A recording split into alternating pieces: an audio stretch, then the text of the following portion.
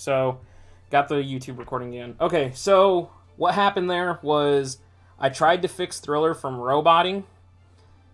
I can't fix Thriller from roboting and still stream. Mission failed. We'll get him. So, Why can I get a robot? Like, there is literally nothing I can do other than say Thriller can't co-host, but I don't want to do that because I told him he could co-host, and yeah, so what happened is I had to shut the stream down, switch internets, try my phone. When I turned my phone on, you could hear Thriller amazing. Like, it was crystal clear, it was perfect, but OBS crashed and would not let me stream. It kept... That's why you guys started seeing it jump. Oh, come on, OBS. It literally started jumping and skipping because my phone doesn't have enough power to do this. So, the trade-off, I stream, Now you people Thriller's a robot, or I don't stream, and nothing comes of it. So, future, I'm going to have to go where I have better internet, which means probably having to go over to my dad's and do this, but... Anyways, we're going to roll with it. I apologize for the brief interruption there. I apologize for Thriller roboting. We're going to do what we can with it. So, but yeah. We're going to move on from me and Rotom I didn't say my comments about Rotom Wash. I didn't say my comments about Rotom Wash. Alright. I don't like Rotom Wash because to me, it's not a bulky water. It's just a pivot. It's not bulky in my mind. To me, every time I use it, it's forced to have leftovers. Which I'm not saying that it's bad, but like with the sand, you're negotiating the leftovers. But just hindsight, you can run the Eye of Papa Berry and the sand can chip you into the Eye of Papa and stuff like that. But I'm not a fan. I also personally want to make a quick comment. I think you should have gone with Hippowdon over T-Tar. Yeah, you're not I feel like, you're not the first one to tell me we're just that. gonna let the draft stream, and then when I come back, I'll try to say something, but like I'm gonna wait till the draft is over to say about the comment about the team. Okay. Yeah, we can do like final thoughts when the final pick. Yeah. Yeah. So moving on from this to keep this rolling, we have the very interesting shaped head Crocodile paired with Scissor and Kyurem Black. Honestly, I love this pairing. Like, Kyurem Black will take the ice hits, Scissor will take the ice hits. Crocodile gives you an Intimidate user, can set up rocks, which gives chip to Kyurem and the chip to Scissor to help them break later, late game type of thing. You could run Scarf Moxie boosting Crook, like, I don't know. I like this being put on Dank's team. I think it fits. Yeah. And by the way, god damn, that's a big no. Yo, why is that not so big? I never noticed that. Zach said it was a weird shape. I think when they designed... Crook never looks like that. I think when they designed Crook, they gave him the wrong head where his head's supposed to be, but moving on because I would like to keep my Twitch. I'm looking this up right now. Look, moving on because I'd like to keep my Twitch channel and not get banned. Crow taking Cobalion. Cobalion paired with Thundy and Latios.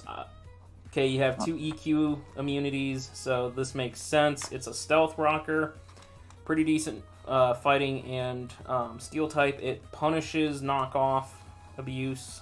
Trying to hit Thundy, taking away a scarf or something, specs, whatever it may be. Punishes Mega Latios getting hit by dark type moves because of that justified boost. I personally don't like Cobalion, but I think it's a pretty good fit for this team.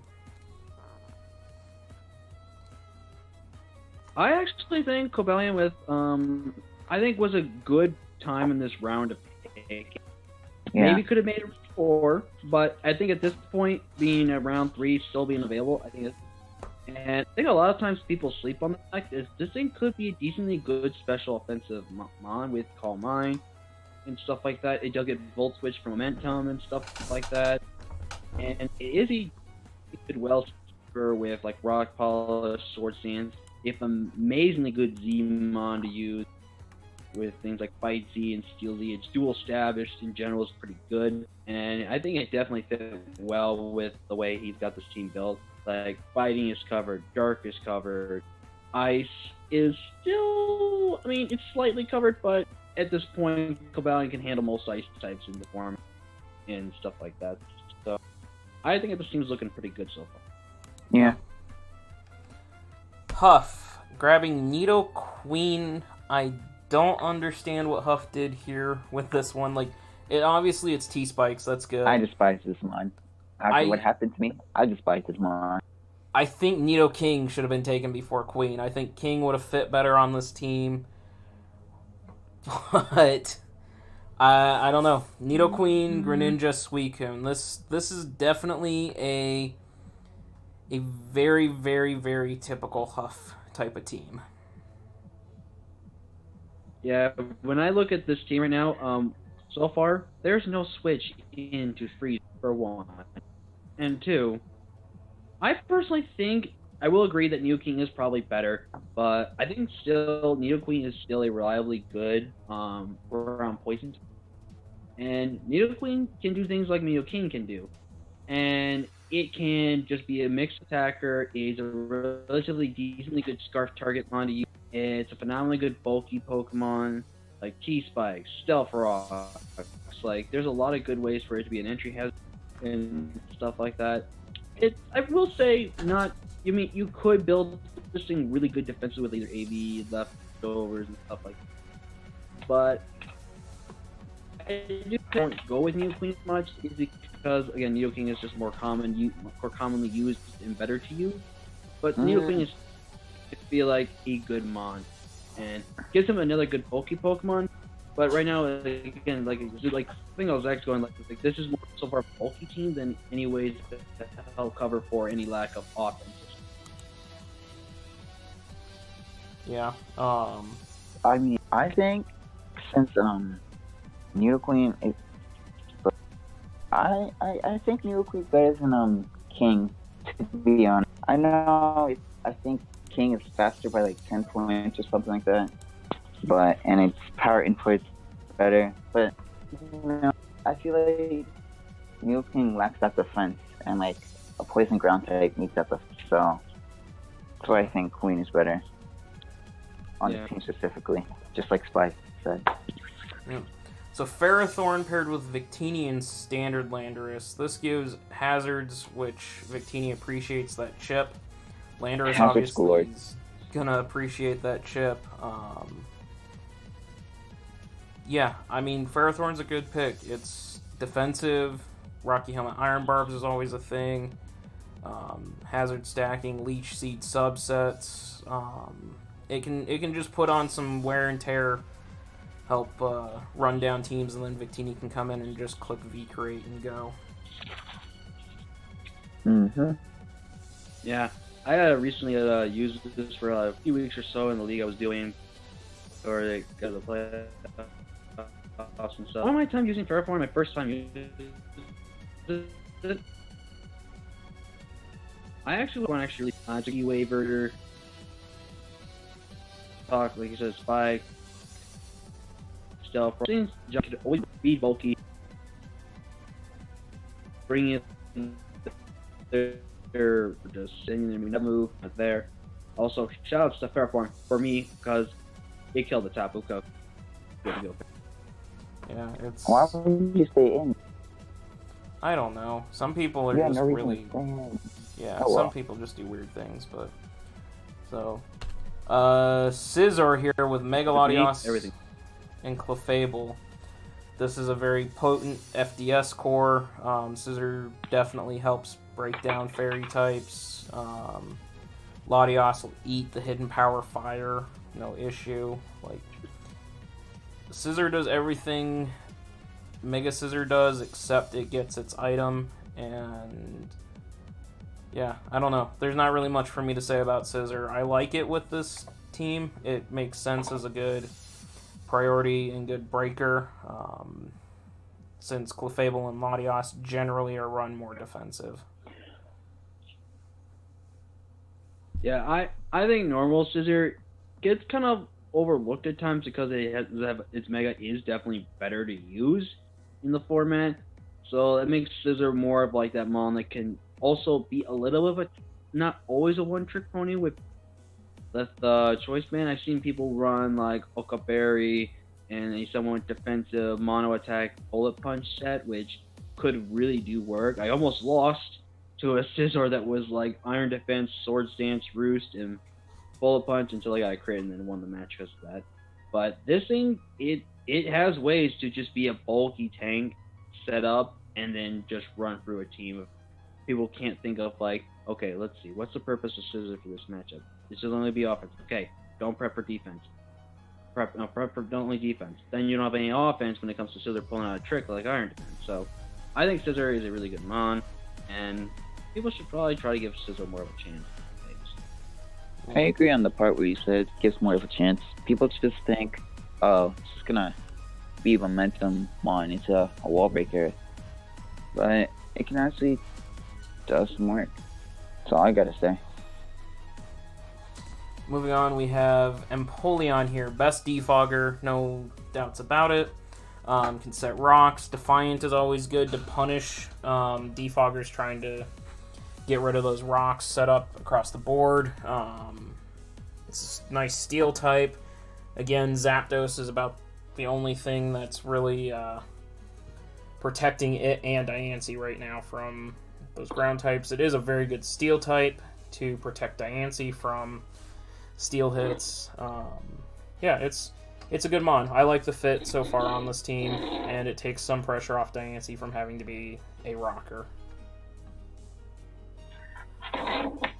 Yeah, Empoleon, I have kind of been recently was using at the time. And first off, shout out for this thing killing a Thunderous Eye with Icy Wind. Big props to that. Second, this thing I do agree can just be a really good defensive mon on a lot of teams. Can also just be that reliable rocker. And people sometimes sleep on the fact that this thing does get Defiant. So, like, Defiant is the one best thing. You know they're going to have to click defog. And boom, you get your Defiant boost. And then, like, things like, if you were like that guy, brought Choice Bandit, and you brought in the defog, Choice Band Octojet at +1 attack, yo, what's that? What's poppin'? I'm an Empoleon with a trident for a head. Yeah, and there's also the, like, Defiant boost off of Sticky Webs, too. So. Oh, yeah, that's true. Oh, yeah, you can run that nice weakness policy power trip. That's bringing the heat. Coming back around to start the fourth round, we have Zygarde 10%. It definitely is not as good as standard Zygarde, but still very good. Can set up just as well. Does everything that regular Zygarde does, just a little bit worse. And it's a nice finish to the FDS core. Yeah, I think he did a good job since we all know Zydog here.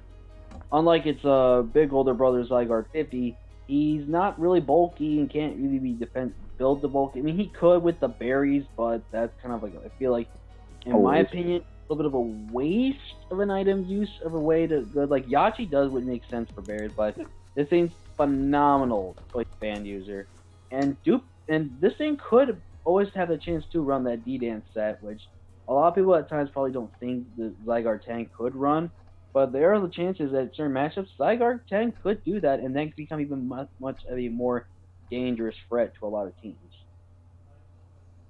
Yep. All right, Spies, now or never. Do you want in on this pick or not? Because we're here. We're to the pick that you desperately wanted to say something on. Yeah. Spies, Yeah, I'm giving you 10 seconds to I'm giving you say you a want count it. of 10. 9. 8, 7, 6, 5, I like how I'm gonna hit 4, it. 6. I don't even know. I lost count. All right, Spies, you're going to just have to type it, so I got to move on. I seriously am on a clock here. I got to be done by 10, so. Tornty. Spies does not like this mon. He says it doesn't exist. I think he says it doesn't exist or whatever. Mega Pidgeot's the superior bird. I don't know. Tornty, on this team is very nice. It's a good regener. It's a good pivoter in U-turning. It's always a good Z crystal user. Like Spies, do you want in? All right, screw it. I'm gonna go grab Spies. You guys say something about this. I'm gonna go grab Spies.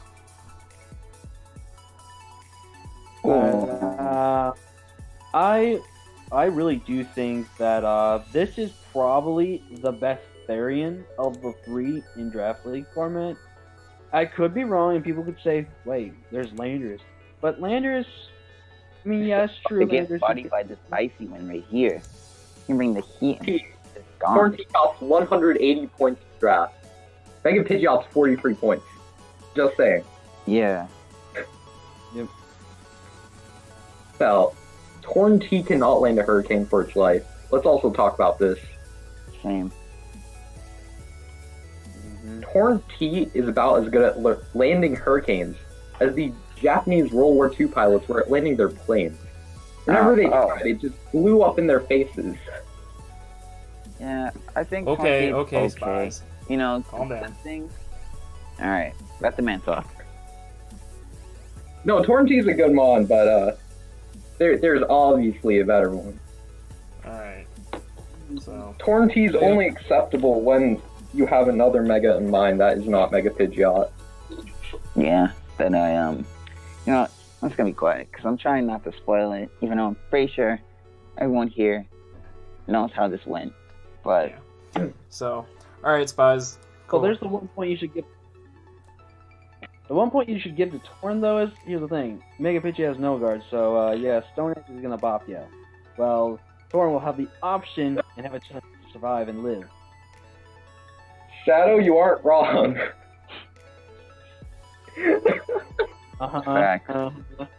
Okay. All right, Spies. You got to bash Torn T. I gotta move on. So yeah. next. The next pick is Como-O, and I don't like this. I don't like this mod. It's I not. totally disagree. I don't know. You guys. I haven't used Como-O.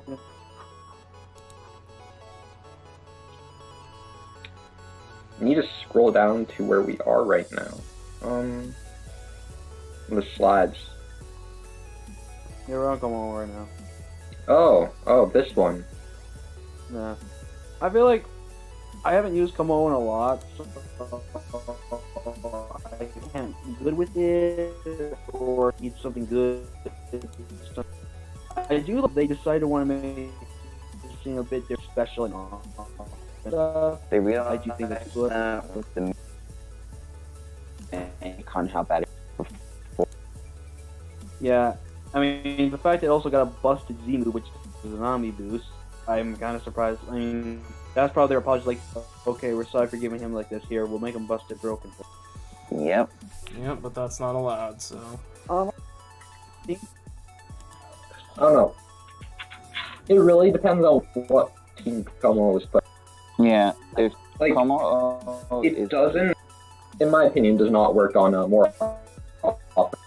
It needs like more of a balanced type team to be able to fit on. Wow. Yeah, I agree there. Okay, I'm gonna go ahead and skip us forward because we gotta keep moving. Especially if Spies is gonna hang out with us now too. Like 4 people talking, we're gonna have to move faster. So, moving on. Huff grabs Bronzong. Huff has a mono blue team right now. I guess he decided he wanted to carry the Matang's colors and just run mono I was about blue. to But say something, but I realized that Zach wants his Twitch account back. So I was about to say something, but glad I realized that this is on Twitch. yeah, and then it goes up on YouTube. So be very, very careful what you say. I do not need my channels taken away. Oh, so we should. Don't push it. Carry on. Anyways. I'll say my piece on Bronzong.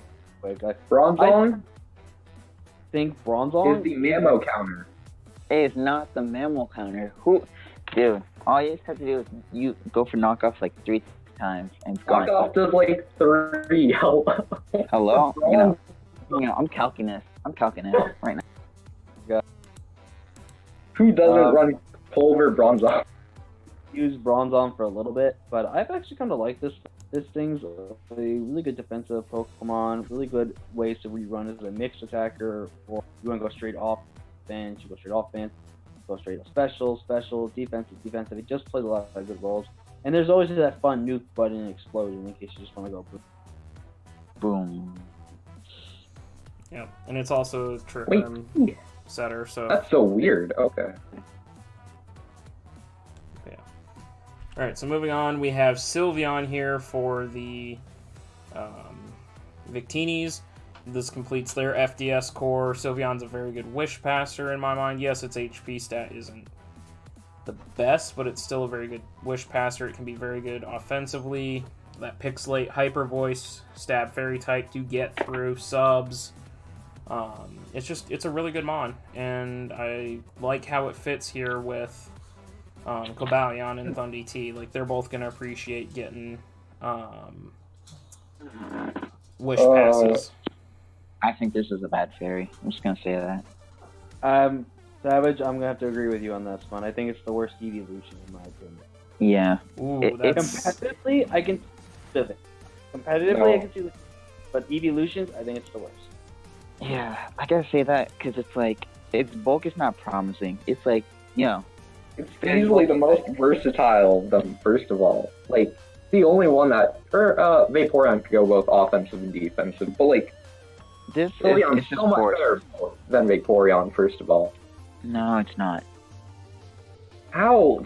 Specs Hyper Voice does more than a Specs Hydro from Vaporeon's most. Wants to run spec stuff. That makes no sense because Vaporeon gets no coverage. On the Sylveon side, because people don't... Most evolutions get like 0 coverage. It's just like stab move, shadow ball, and that's it. Okay, that's that is true.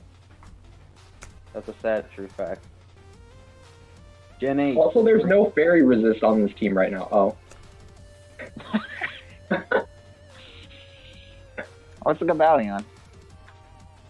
Hey, I see my loading. There's a I love Milotic. Are you guys good? I like how Zach is just I also like this team, Sean. I see 3 mons I would draft a lot. Mega Scizor, Milo, Crook. And there's Kieran Black. Kieran Black is an actual threat. Yeah, I like Milotic. I think the fact it's got Marvel Scale is both a great ability and also like why it exists on a Milotic. It's already bulky as it is. But I think it's got decently good capabilities. There's a chance to run Coil if you're real, to run offensive Milotic with physical offensive capabilities. Competitive, can punish, That's it. intimidate. I don't know. I don't think Zach has a Twitch channel anymore. Oh, I forgot. I'm just going to Just click variety hours. Got some randos on the mic, pretty much. Are we good? Another ground resist. No, let him speak. This is his pick. Can I talk about my Shaman, please? Okay, so... No. I will mute the 3 of you if I have to. I'm talking about my damn Shaman. I am the captain of this ship. I am taking control back. Don't fight me on this one. Okay, so, Shaman. I know a lot of people don't like this pick with Sand because Synthesis is now cut in half. I don't care. You'll see why I don't care later. Like, yeah, I should have taken Celebi. I'm not taking that stupid Onion Fairy. I don't like it. Shaman's fine. He's never going to miss a Seed Flare. As I said earlier, you just scratch behind his flower. You treat him nice. You give him some Poffins. Is that what they were? Poffins from Gen 4 or Pokeblocks from Gen 3. You give him a nice comfy bed to lay in. Give him a few glasses. He'll never miss a Specs. You're good. Or he'll never miss a Seed Flare. You're good to go. Yeah, I can run Rust and switch out, but... Yeah, just don't be like Nexus. This thing helps me break the bulky waters. I had an issue breaking waters. Sand is always an issue, especially with a rain team that I see being built. I need something to check that. The best way to check it is Shaman. Shaman is going to help me break that. Sub-seed sets. It has earth power. It has dazzling gleam to hit fighting types that want to try and pull shenanigans and beat me up. Like, I've got an answer now to my bulky water issue. That's Shaman. I don't care that its synthesis is cut in half. I can deal with it. I can defend you on this. But there's a cool trick that you have is like, you don't always need to rely on synthesis because you have natural cure and you also get access to rest. Yeah, that's you what... can rest on the turn you know that you bring health, you swap out, and boom, you don't need to worry about synthesis. Yeah, the that's... synthesis can actually not be your sand team, so... Just sub-seed stall everyone. I mean... There's that too. I dropped Shaman in APA Season 2. I saw Zach do that once. Yeah, I did, because I had it in APA Season 2, and then I dropped it for Tapu Bulu. Worst mistake of my life. 100% regret it. Really wish I'd kept Shaman. But anyways, okay. Moving on, because it's almost 8 o'clock and we're only 4 rounds into this. Alec... That's bad. Yeah, well, considering I only have 2 hours to go, that's really bad, so... P2, Porygon 2, stupidly defensive with an Eviolite. Can be very, very annoying. Again, what the hell is this team? Like, I honestly don't know what this team is, so... They obviously want Mega Zam and Trick Room. No other option. Yeah. I don't get it, but... P2 can just, like, I think he's trying to nightmare. I don't know. This is a confusing draft for Vulpix. I'm kind of just... I can agree with this. I'm gonna move on from Vulpix here. Oh god, it's the bane of my existence in bulky water types. I hate this thing. Alomomola. First off, its name's stupid. Second off, this thing wish passing plus toxic with Mega Aggron is just the bane of my existence. But anyways, this is to me a great pick for this team, giving a very fat wish passer to Mega Medicham, which if it starts to get worn down, obviously just wish pass. You got a full Mega Medicham again to continue running havoc. Hydreigon certainly probably appreciates getting some wish passes. Heatran will probably appreciate the wish pass. It lets him also take water type moves for Heatran. The biggest knock is it's pretty passive for the most part. Like, Wish Protect is pretty common on it. It's passive. Yeah, the best thing is, the worst thing about this is just one of those mons that you can probably easily get like a sub and start setting up on as well. Yeah. It's very easy to abuse. Spies, are you still hanging out here? What? Yeah, I'm still here. Okay, I was like... Just have, like, nothing to say about these past 2 picks. Okay. Yeah. Almamola's just Almamola. Arcanine for Mars here. Arcanine is a very good doggo. Oh. This was a snipe. Savage, did this snipe you again? After Incineroar, you wanted Arcanine? When I was thinking of this, I didn't even think about fire types until like the end of the draft, so no. Oh. Somebody got sniped on this, I think. Cause I like Arcanine. Arcanine's a... It has Intimidate. Yeah. Yeah. I think I got sniped like 2 more times. Oh, I know you sniped me or Shaman, so that was it. Oh, I forgot to put the thing up on Shaman. I forgot to put up the thing on Shaman, so we'll give it right here, just because I want to push the button. But yeah, Shadow, you're right. This is Acorn's team, but it has offense. Arcanine is has a decent amount of versatility to it. Yeah, it's also a pretty good like CE user. can run bulky Will-O-Wisp sets. Yeah, Fighting Z. Firium. Could even run like Dragonium or Darkium. True. Yeah. There's also the times that people could potentially sleep on this, but there is Justify, which, if you feel like you know, like a knockoff's coming in, that is a free switch to an Arcanine. And that would, I mean, it's not like a great ability for Arcanine, but it's one of those slept-on abilities that could come in late game, at one point, win you the game. Shadow said Fire Spin toxic. Because Shadow wants to stall, but... I don't know. I thought he hates stall. Why are you talking stall? I do. Shadow suggested it. So, but anyways. Thriller, tell me about my favorite elephant.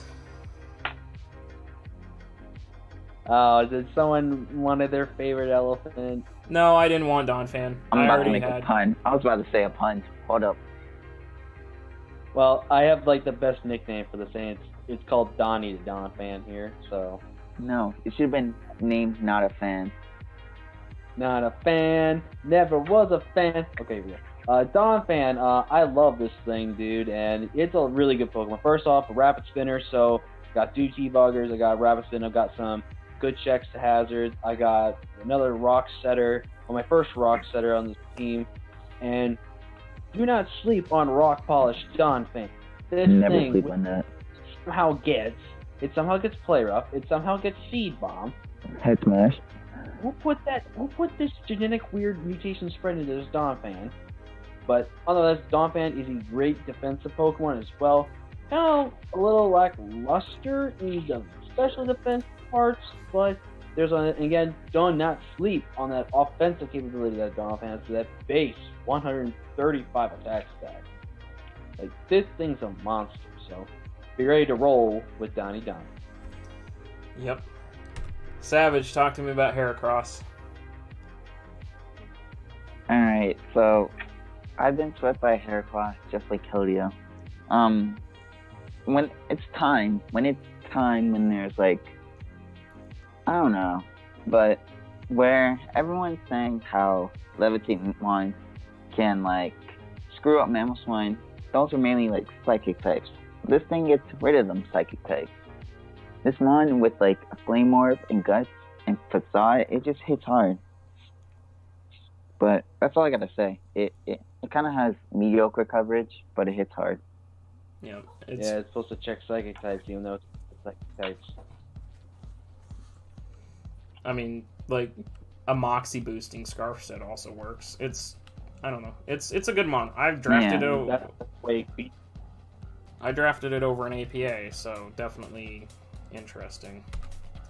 Superior for It's one of the Tez.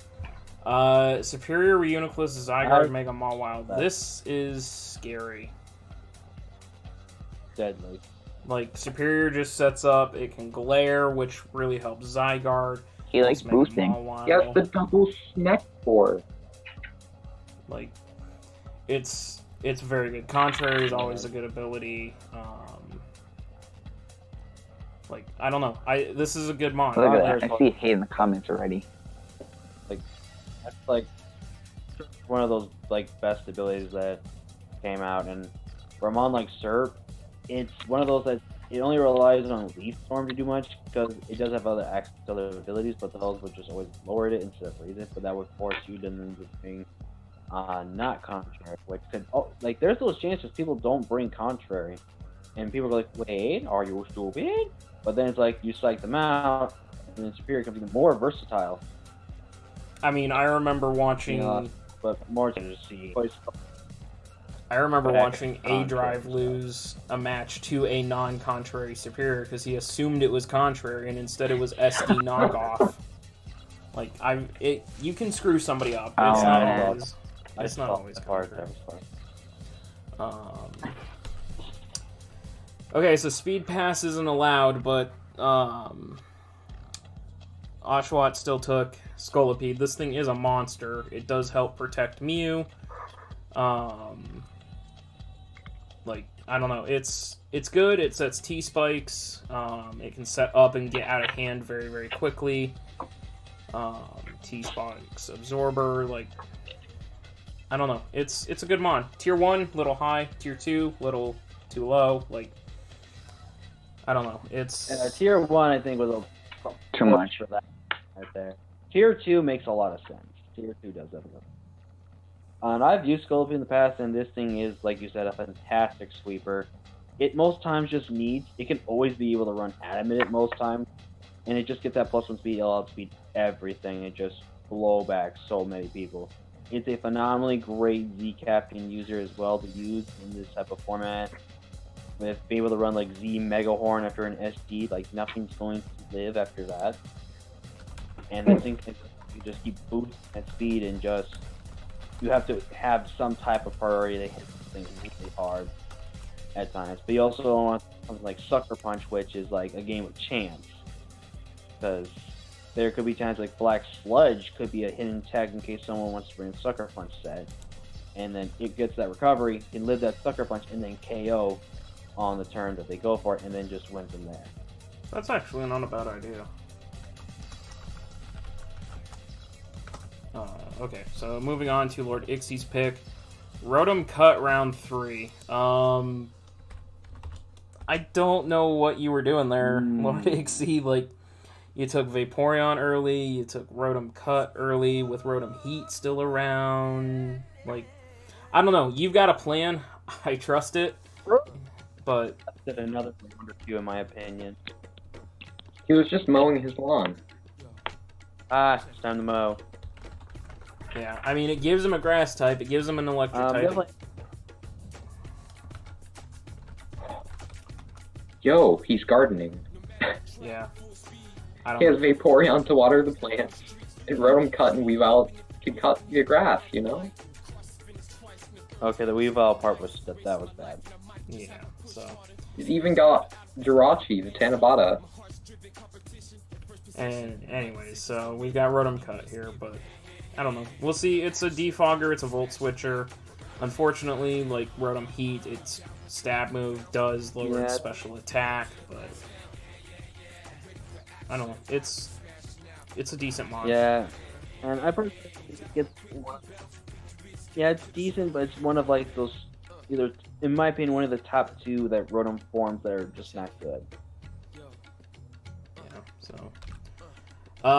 so we have Metagross here. So Metagross, I think, for Insanity, this is true. I did forget that Lord Ixie did get married the day that the draft was started and going on, and so he kind of just tossed me Mons, and he's like, these are what I want, pick these. So I was like, okay. So, but yeah, I forgot Lord Ixie did get married one of those days, so he was dealing with that. But Insanity taking not Mega Metagross, that would be busted. Insanity taking Metagross. This, I think, has a lot to do with the fact that somebody may have mentioned, hey, Alolan Ninetales just runs your shit really, really, really hard. Because, or any Scarf, like, Freeze Dryer that sets up Hail, it's just gonna murder. Once Coco goes down at this point, before he got Metagross, it just murdered his team. So, Metagross is a Steel type to check Ninetales. Yeah, I love, like, Metagross right here, phenomenal weakness. Like, build it right, agility, depending on your 3 attacks you go with, this thing can just single-handedly sweep on its own. It's also a nicely good defensive Pokemon with Stealth Rocks as well, so that way it puts a little bit of pressure off a Swampert to always be able to run rocks and weeks. And it's just a really good user with Bullet Punch, and just a nice diverse loophole it gets in. Do not sleep on Special Metagross. Special Metagross could be a thing. Metagross is the dawn. Its face is telling you to click X now. Yeah, it also, because of Coco, it'll get a boost to its Thunder Punch, so. But yeah. So, that's the end of round 4. Going into round 5, Togekiss, a Wish Passer for the Rain team, which is much appreciated. It is also Paraflinch time. And putting up that Paraflinch actually helps the Rain as well, because when Rain goes down, and that if he can get off a T-Wave on some things that check rain or outspeed rain, like, then Swampert can still go in and go to town. So it's a nice mon. I do like it as a support mon. It's another defogger, so Pelipper, Coco both don't have to be the ones to try and carry that. Baton pass to pivot. It's a nice mon. Yeah. Yeah, as of right now, he's only got that one ice check at the current moment with Metagross, so hopefully throughout the rest of this draft, he kind of fixes that ice weakness a bit still. But I've used Togekiss before, and people kind of sleep on the fact that this thing does get nasty plot, so there are the options that you can run a bulky set-out variant of Togekiss, so people always assume, oh, you're just going to be a Scarf Air Slasher. But they surprise you like, nope, I'm nasty plot, prepare to die. Yep. Lord Ixie, this one hurt me so bad because I really was thinking about this. Oh, I already know what you're talking.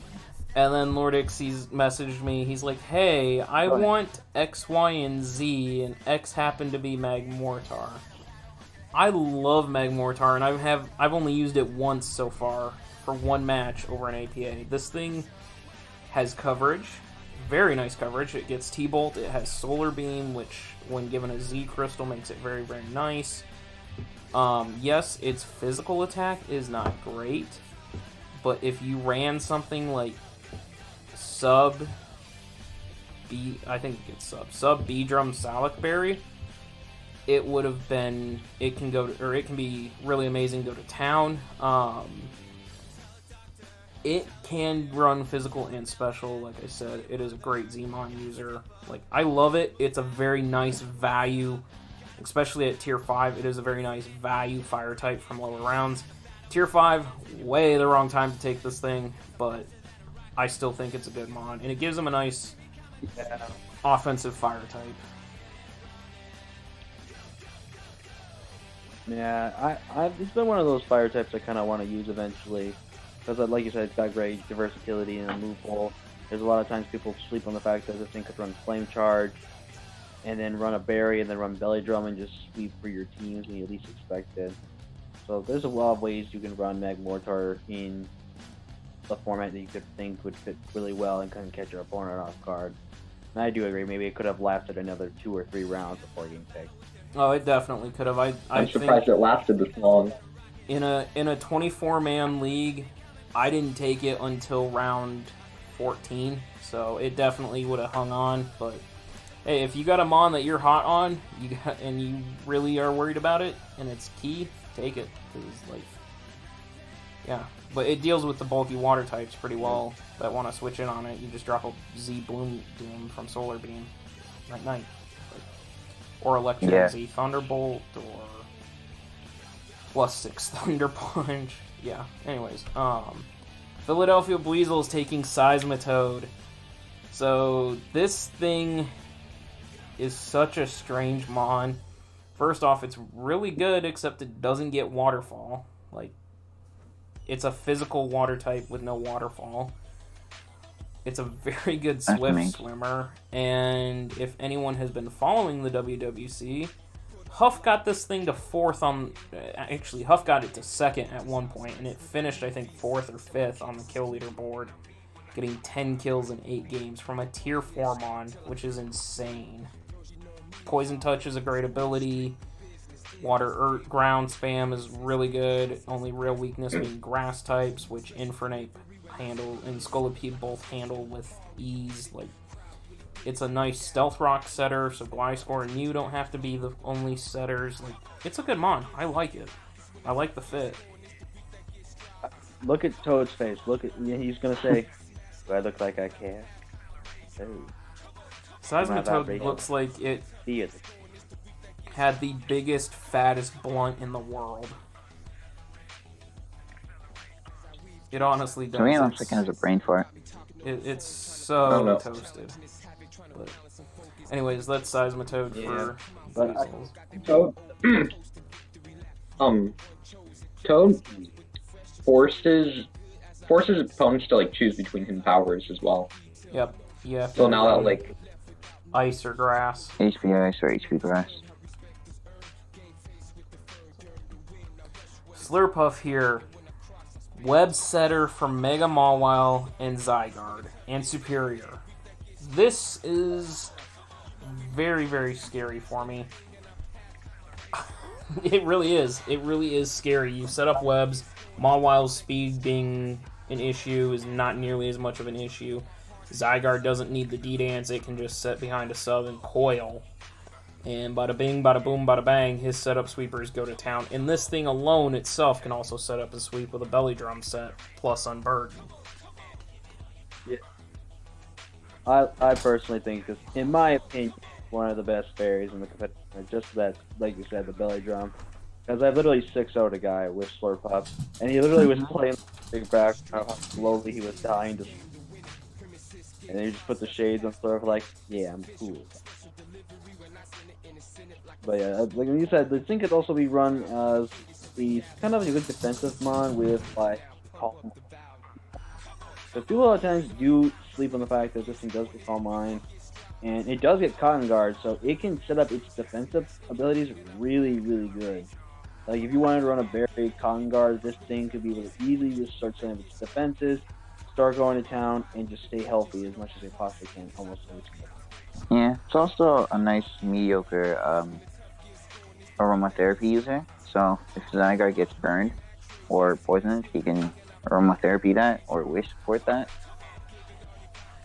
Yeah, it's also that Cotton Guard. You just Cotton Guard belly drum and Drain Punch to heal. Play rough for stab. I was gonna do that. I was gonna be like sub Cotton Guard and play rough at one point, but then I kind of messed up and was like, oh crap, I can't go in. Now click that button. Yeah. So it's like the hidden tech that people don't really think about, and people are always sick of the fact that this isn't good content. Didn't we already cover Heracross? Did I derp again? Yes, I derped again. Yeah. Talk to me about your Seismitoad, or not Seismitoad. Derp. Talk to me about your Swampert while I get the Swampert put on the screen. To me, I felt like I needed like a bulky water, like something like, you know, Rotom, or I felt like, you know, I don't know. I need a water type. Like usually when I build teams or draft them per se, I usually need them you know, that Firewater Grass core, that Fairy Steel Dragon core, and then just throw whatever mons you want on there. But Swampert, like its grass weakness gets patched by Skarmory and Heracross. So yeah, it also gives you another stealth rocker. Yeah, it gives you your third stealth rocker on the team with Skarm and Mamo. I've never really used normal Swampert before, in my personal opinion, but I've seen like my good buddy John Jr. use this thing effectively well. There's like the options for, so you can just like bring in out of stealth rocks and the hazards and stuff. So Swampert does good with that as well. It can also be incredibly defensive, which I think Shadow has. I think Shadow's used it pretty well defensively too, if I remember correctly, but I just looked at the chat because I walked away for a second. Shadow, I swear if you draft Sylveon with some busted ass Uber like Mega Metagross, I'm going to scream. We cannot let you do that. So, don't worry, we'll snipe him, Zach. Snipe him. I have my own plan. I don't have enough time to waste my energy sabotaging Shadow. That's why you saw Crimson and someone else get really busted drafts, because I didn't want to snipe them and sacrifice myself. But anyways, back to this. Thriller, you want to talk about? I can't remember what you called him. No, that was Conkeldurr. You called Conky Kong. Is this Fire Kong or something? It's Fire DK. Fire DK. It literally is. I think this is actually. I think people go like, now always want to go with Darm because he's always run maybe one way in that Scarf. But I have found ways you can make Darm even better. Like, people sleep on the fact that Darm does get Flame Charge. And yes, more likely I would have to maybe run Jolly at times. but that lets me then benefit from my Life Orb Sheer Force capability that Darm is easily capable of doing every single time. So I do still take the Life Orb damage from Flame Charge, but then I make it up with any other move I have on my arsenal. And then Darm becomes such a huge threat. You know, And again, with Misty Terrain up, I can't be Para, I can't be Toxic. That makes Darm incredibly dangerous. yeah, as Sean just pointed out, I was going to say the same thing. Sheer Force will negate your Flame Charge boost, so you can't actually run Sheer Force Flame Charge and expect a speed boost. Oh, well. Yeah. Just run, what's the other ability? If you run Zen mode Darmanitan. I think I've only seen Kyle A ever do that before, run Zen mode Darm. Yeah. Kyle A's. I mean, there's a reason no one runs it. Yeah. He's the go. What do you mean? Sean said. He's behind the Yeah. Sean said run Oh, yeah, Belly Belly Drum Drum Salic. Salic. That'll get you your speed. Belly Drum Salic will. Oh god, not this Who thing. knows me, baby. I hate Primarina. I absolutely hate its design. It is the ugliest starter. Wow. Wow. That's some hate right there. I do. think Let me put it to you this way. Zach, you're quiet right now. Dude, I would rather my use. girl Ariel like that. Facts. I would rather my use. mascot. No. This will tell you how much I dislike Primarina. I would rather use Meganium over Primarina. Oh! Crow, I would Zach, rather I'm going use right now. Delphox Okay. over Primarina. I hate this design. I think they ruined Poplio. Poplio could have been so cool, but they ruined it with this thing. I'll give you the point on evolution-wise. It could have could have been a little bit better. With But what? this like- thing is amazing. It's a great specs user. It's so bulky. It just No, sits. he's just gonna say that and then get Like- swept by that. My kill leader on my team in like a 20-man league draft. It killed more monsters than a Mega Mawile did on my team. Savage, how'd your Primarina hold up to my It's a Megazord monster. X? I'd like to say I that. know you thought. Yeah, we don't talk about that match. I got RNG'd. Yeah. You'll get Uh, it next time. Yeah, Jesus, boy. I don't know. I just don't like Primarina. It's a good mon. I will agree with you guys. There are It's a less good. than 0 teams with the specs Primarina switching right now. Just Yeah, saying. it's Less than 0. It's a good looking Hey. mon. I just don't like, or it's a good used mon. Just don't like its look. But anyways, Comfey. Fine, we will make you try it.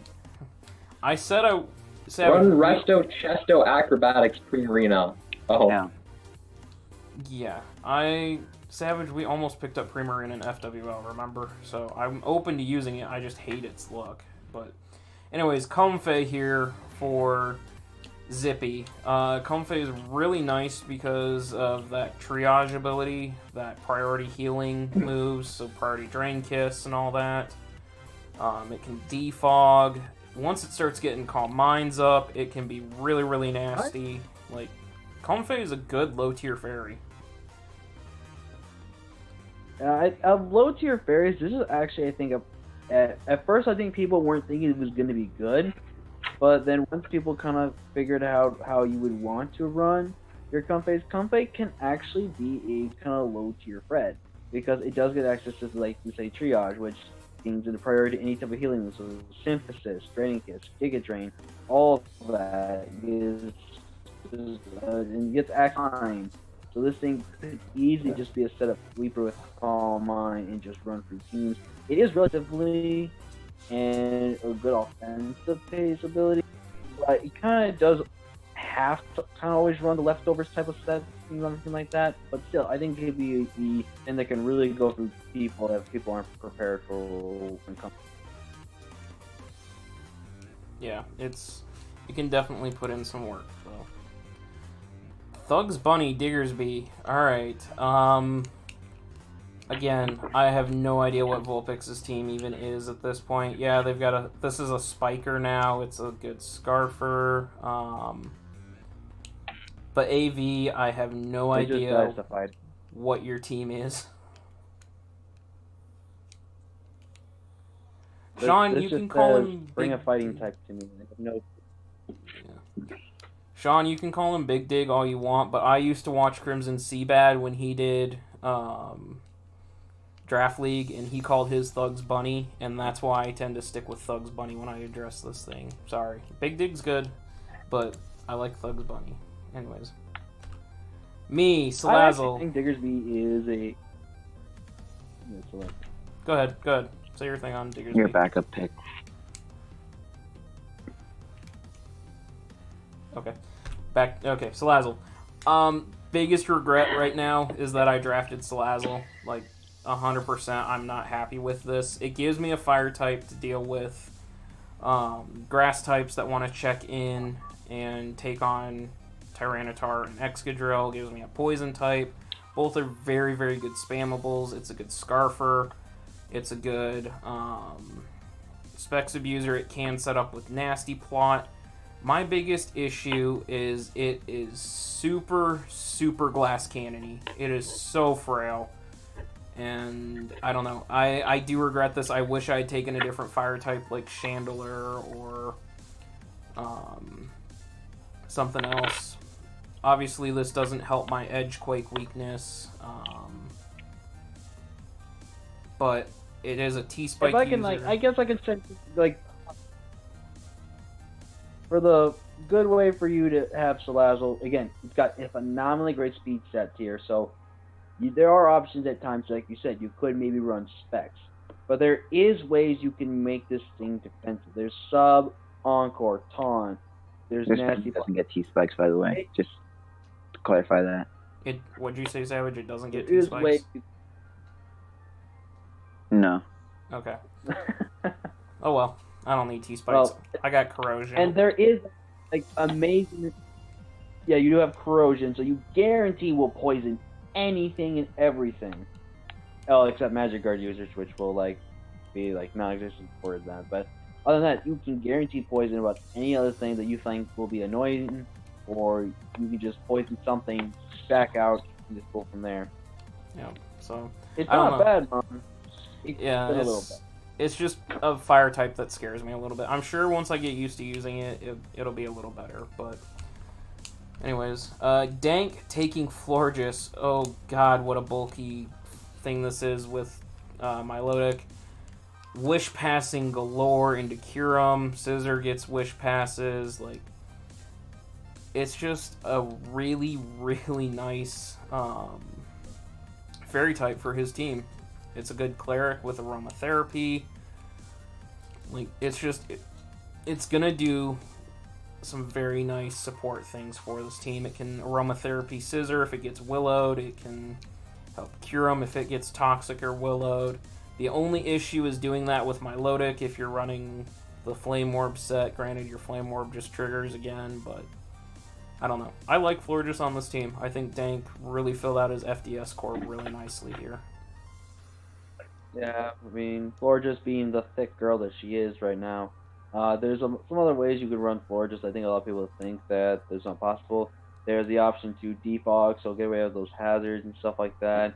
There is the option of Calm Mind, which could just scream, "Why are you doing this to me?" in front of me like that.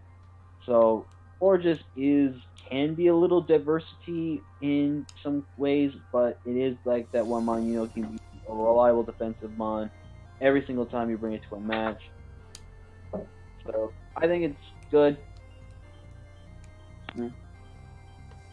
I just wish there could be a little more hazards for this team, because right now all he has is rocks. Yeah. Nasty Bat for Crow. So Nasty Bat gives him another defogger besides Latios and Thundy. It's another really fast mon. It can run a Brave Bird set, obviously Nasty Bat set. Yeah, it's an interesting fast mon. T-Spikes, I think this gets T-Spikes. I'm sure I'm probably wrong, but... No. Does not get T-Spikes. It needs T-Spikes. Oh, it did. Nasty Bat needs T-Spikes. Like, that'd make it so good. But yeah, I think this fits pretty Also, make nicely. It's a fairy resist. Yeah, this is the fairy resist that... Nasty It's a fairy resist, which is a big thing. Yeah, it's a good fairy resist. It also adds on to like the adds on to the 4 fighting resists now. Yeah, True. something that I still desperately need. Alright, Savage. It was good having you. Did you exit the call already? Nope. Okay. I'm about to. Alright, we'll catch you later. Spies, if you're still here, you can talk if you want for Savage, or you can just dip too if you want. It's fine. I do appreciate it, Savage. Thanks for hanging out for me, or hanging out with me, though. Yeah. Yeah, gotta dip. Goodbye. Yep. Goodbye. Okay, so... Thriller and I are gonna keep running here. Spies can talk if he wants. He might have just, like, vanished again, but... Oh, well. Crow's, like, triple ground immunity. Hey, you can never have enough ground immunity. Don't worry about it. Like... That is true. Ground is such a spammable. Spies is still in. You're just lurking. You seriously are just sitting there lurking, Spies. It's just a tad creepy, dude. But it's fine. Aromatisse for Huff. Okay, so now Huff has 2 Trick Room users and a Greninja. Yeah.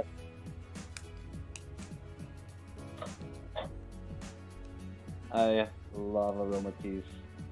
This thing. Let me tell you a little something about it. This thing beat and was able to get the +6 special attack and sweep a Tentacruel, which was AV, even though luckily it didn't have a poison type move, but was AV, and it could not toxic me. It had a burn me with the stone. But this thing single-handedly reversed 5-0 swept and won me 2-0. This is a fairy to draft. So I am supporting the New York Maytangs with this thing. See, I It's don't... the Make-A-Wish Foundation. God, no, not again with that. This is not Acorn's team. This is not the Make-A-Wish Foundation. Every time we say that, I feel so terrible. Yeah, I don't know. I mean, yeah, it's good at set screens, at wish passes, but so far he doesn't really have anything that wants to abuse screens too much. Like Coon, sure, it'll take screens to get itself set up, but I don't know. Huff needs to find some offensive power here shortly in the draft, because so far his team's not really... He has, like, a lot of things that benefit from the Wish, though. Yeah. Like, Nidoqueen, Bronzong, Suicune. Yeah. Coon wouldn't have to run rest, it could just get a wish pass to it, that sort of thing, but... Anyways, Swellow for the Reggies. Okay, Swellow with Komao and Victini is kind of nice. It's another fast mon, like it helps. It's faster than Victini, so anything that wants to try and outgun a Scarf Victini now has to, or outspeed a Victini, now has to deal with Swellow. There's the Guts, Facade, Flame Orb, Swords Dance, you know, that whole thing that it can do. There's the Specs Boom Bursting set. Like, it's versatile, it goes both ways, and 125 speed is very, very clean speed. I actually come to admire the spec sets more than the Flame Orb set. Because I felt like Swellow, it doesn't always have to run those spec sets. At times I feel like Swellow can run an item like either X-Pivot or Life Orb to put on a ton of pressure. Because people are always going to see Swellow, like, was it Flame Orb Swellow, was it Spec Swellow? Then out comes Extra Belt or a Life Orb Swellow, and you're like, oh crap, this might actually end up bad for me. I have no switches to that. So, like, the main problem with the team right now as, like, a whole is, like, it has 2 Defoggers, but one of them is Swellow and the other is a Landorus Eye. On top of that, 2 of your, like, biggest offensive threats in Victini and Swellow are weak to rocks, and they very much appreciate the removal. So, like, what I'd like to see in the coming rounds would be, like, maybe more removal for the team. I would also like to see some bulk. There's no real bulk on this team. Outside of Pharaoh. Yeah, that's true. Like, or nothing with reliable recovery, at least, but, like, Ferrothorn doesn't die. Yeah. Speaking of things that seem to never die, there's Toxapex. I mean, he's got Megalodios to protect the EQ spam, same with Thundi T, even though you say that mon doesn't exist. Setting up T-Spikes is always nice to get chip. Scissor appreciates the chip, Tornteal appreciate the chip. It sets, or it has regen. I think he's so like there's... Megalodios and Clefable are going to like benefit from the T-Spikes more because they're just able to like toxic salt things without running toxic. That's true. He does prevent. Amazing. Yeah, there's one thing that's actually kind of unique with Toxapex, that sometimes it could run this toxic spike sets and everything like that, but it does get access to Baneful Bunker, so it can like try to get that prediction right on maybe like a U-turn or something like that. Goes for Baneful Bunker, poisons the mon, and then this becomes more of an annoying hand cell with the Toxic Protect strats, because every time he brings Baneful Bunker, he can always just potentially poison a target on the immediate hit in the time. Well, and as I said, It also forms a regen core with the Torn Key. Yeah. With that Baneful Bunkering, it could run Merciless and just crit every single hit it makes. I mean, it's not a great offensive mon, but, you know, a crit's a crit. So... I don't know, man. Shadows ran as Scarfed Toxapex before. Not put it past this and be offensive. It's Shadow. What That is do a you madman. expect? So, speaking of regeners, here's Tangrowth for Raisachi. I do like this. It is another defensive mon. It's a good AV mon as well. But I do like it. It's a nice regener, and it fills a role that was needed for Raisachi and being able to sponge up some of those grass hits and punish things with knockoffs, punish things with power whips. Sub-seed set can always be annoying. Like, it's a good... Tangrowth's just a good all-around mon. Yeah, I personally love Tangrowth. It's one of my personal favorite grass types in the Draft League format.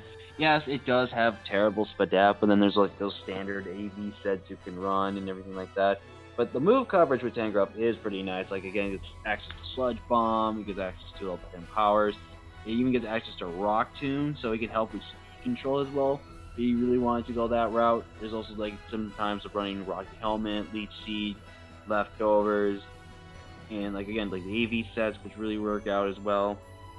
And it does get Earthquake as well. Like, this thing can be run a lot of ways, and you will have to always try to figure out what Tangrowth can be doing every time you bring it.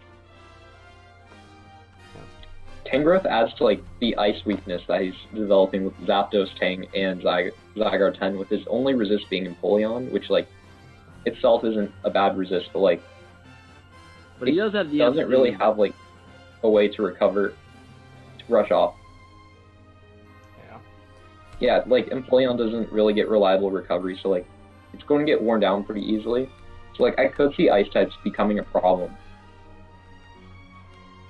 He does fix his recovery just a little bit because he gets Audino to Wish Pass. And again, I don't like Audino, so I'll leave it to you two. People tell me I shouldn't sleep on Audino. I'm comfortable sleeping on it. We can just pass this thing. My buddy John, he would rave about this thing, so no, we're just not. It adds to the regen core, gives wish support to the Empoleon. 2 passive. Yeah. Again, I'm not early too, by the way. I think for this pick. Yeah. So we had Crocodile earlier. Now we got Cloyster. I think we're done here, but Cloyster. I don't really. I mean, Spikes, Skill Link, White Herb, but other than that, really, why is it on this team is my biggest question. Like, I guess the kind of quick way to describe Cloyster, it's kind of like the one-trick pony. But there may be some ways people think Cloyster can be run a little differently. In some ways, like Shell Smash White Herb is good, and great priority with Ice Shard, Skill Link to get into Rock Blast, Icicle Spear, and stuff like that. And it can be a reliable Rapid Spinner if it can get into the right situations. great natural, physically defensive stat. Really kind of bad special defense, but at times if Cloister can be brought into a game where it's good to hit any physical hit, he comes in, takes those hits, and can do a lot of damage. But yeah, I guess, like you said, Cloister's kind of goes to that one-trick pony. And I don't know how I feel about another water type with this one. I mean, yes, he kind of does have that electric switch in with Latias, but that's its only electric switch in at the current time. Like, everything else can just really not appreciate Thunder.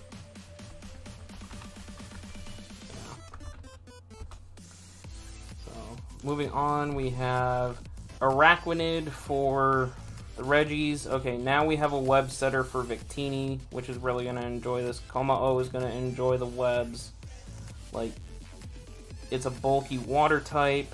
It can be a very, very annoying trapper if you run Soak, Infestation, Toxic, Mirror Coat. Like, it has that ability to just be a nuisance. And I like it. I like Victini having webs. I personally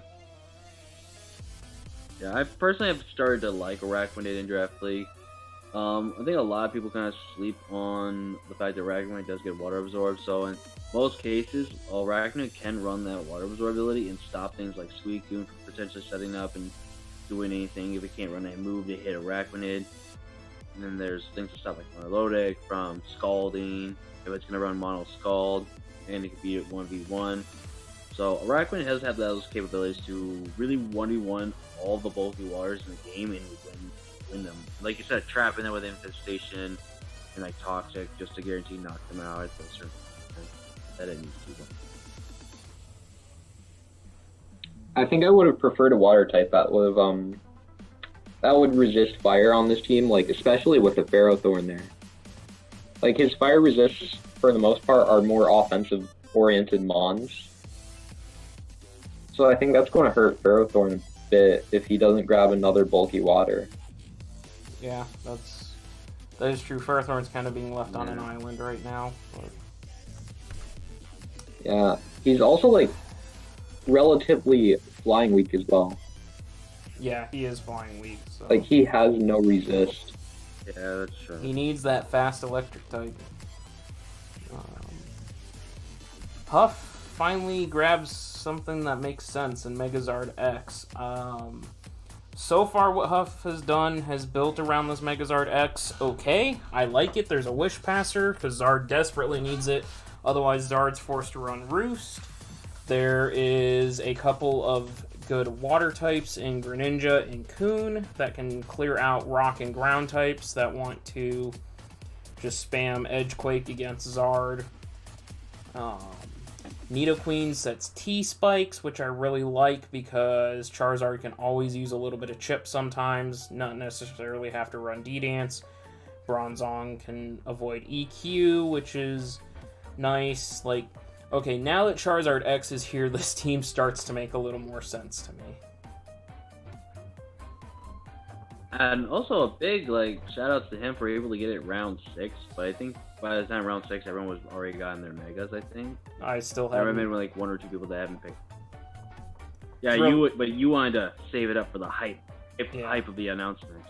Yeah, well, and don't forget that Shadow didn't take this until round 11 in Ho-Oh, so it's like it sat around in both of these for a lot longer than it probably should have. But it's just a great mon. I think design-wise it's great. Capability-wise it's amazing. There's some sets that people can sleep on with Charizard, so let's see how Charizard does with this team. Yeah, I mean, funny thing, you could run, if you wanted to run mono attack, or not mono attack, but mono big hit attack, you could run something like Belly Drum, Flame Charge, Roost, and then Flare Blitz or something. That would just be a nightmare.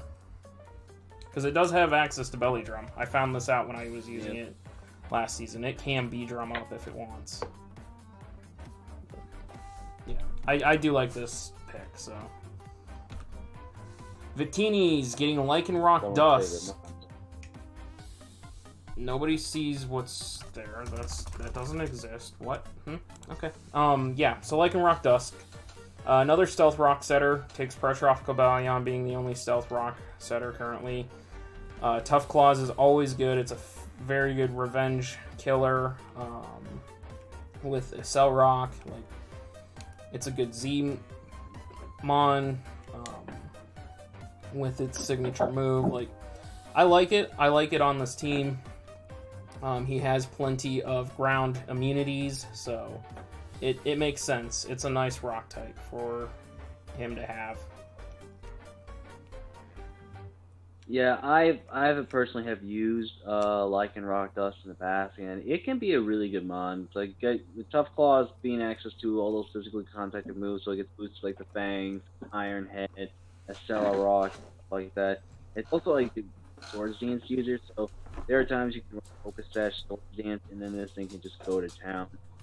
And at times like the phenomenally good user, like the same benefits from a lot of good Z moves out there. Like there's Ground Z, there could be Helium Z, there could be Rockian Z, or the Lycan.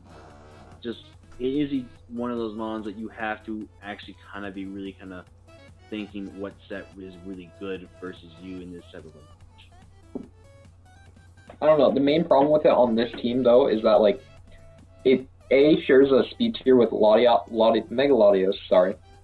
And it's kind of close to Cobalion as well. That's like 3 mons within the almost the same speed tier.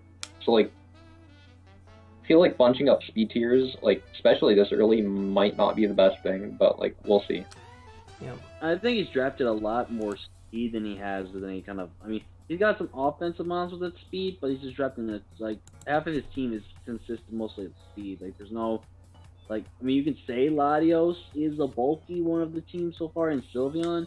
But other than that, you don't see a good, decent amount of bulk so far with this team. Mostly it's just speed. Dank already has Florges. God, I really screwed up these slides. No, he took Celebi here, which is the mon that everybody else thinks I should have taken, but I don't know. Celebi is quad weak to U-turn. Yeah, which I don't like. U-turn's such a common spammable thing, like Volt turning, taking 4x weakness to that, not great. Yes, it has access to recover. I believe it's got Nature's Cure as its ability, so it can sponge some of those statuses, but I don't know. It's interesting to see it when it comes to... Yeah, when it comes to Celebi, I mean, yes, it's a decently good rocker mon to have. It got access to Calm Mind and stuff like that. But it has it's one of those few Pokemon that has like kind of like the most weaknesses when you go into picking a Pokemon, and you just gotta build just around.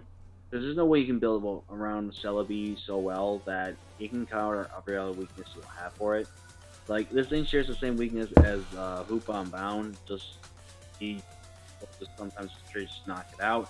U-turn being one of the most spammable moves in the whole Pokemon draft league time frame and everything. So Celebi, it can be bulky. It got Healing Wish, so it could be that little bit of support, but I just don't. Yeah, so after that, I go ahead and pick up Ribombee. So again, this is another mon that I'm questioning. Like, I like the fact that it's 122 speed. It's faster than Salazzle, so that's good for me. I really, really wanted to take Galvantula, but I didn't have a fairy type. But this gives me Sticky Webs. Like, Sticky Webs now means I don't have to bring Sand T-Tar every game, like, to have fun. Excadrill can function under webs extremely well. T-Tar even appreciates the webs. The webs are going to help me with some of my later picks. This thing can set up on its own with Quiver Dances. Has great coverage, great special attack. Like, it's fast, it hits hard, it sets webs, it does what I need it to do. And I just have to get over the fact that you can have a Focus Sash user. Remember Focus Sash, Zach? Yeah. Don't talk to me about Focus Sash. No. The only Ribombee set is Focus Sash, Roost, Quiver Dance, Mono attacking move. Yeah, but I like it. It's gonna make this team better because now like Excadrill doesn't have to it can come as like mold breaker.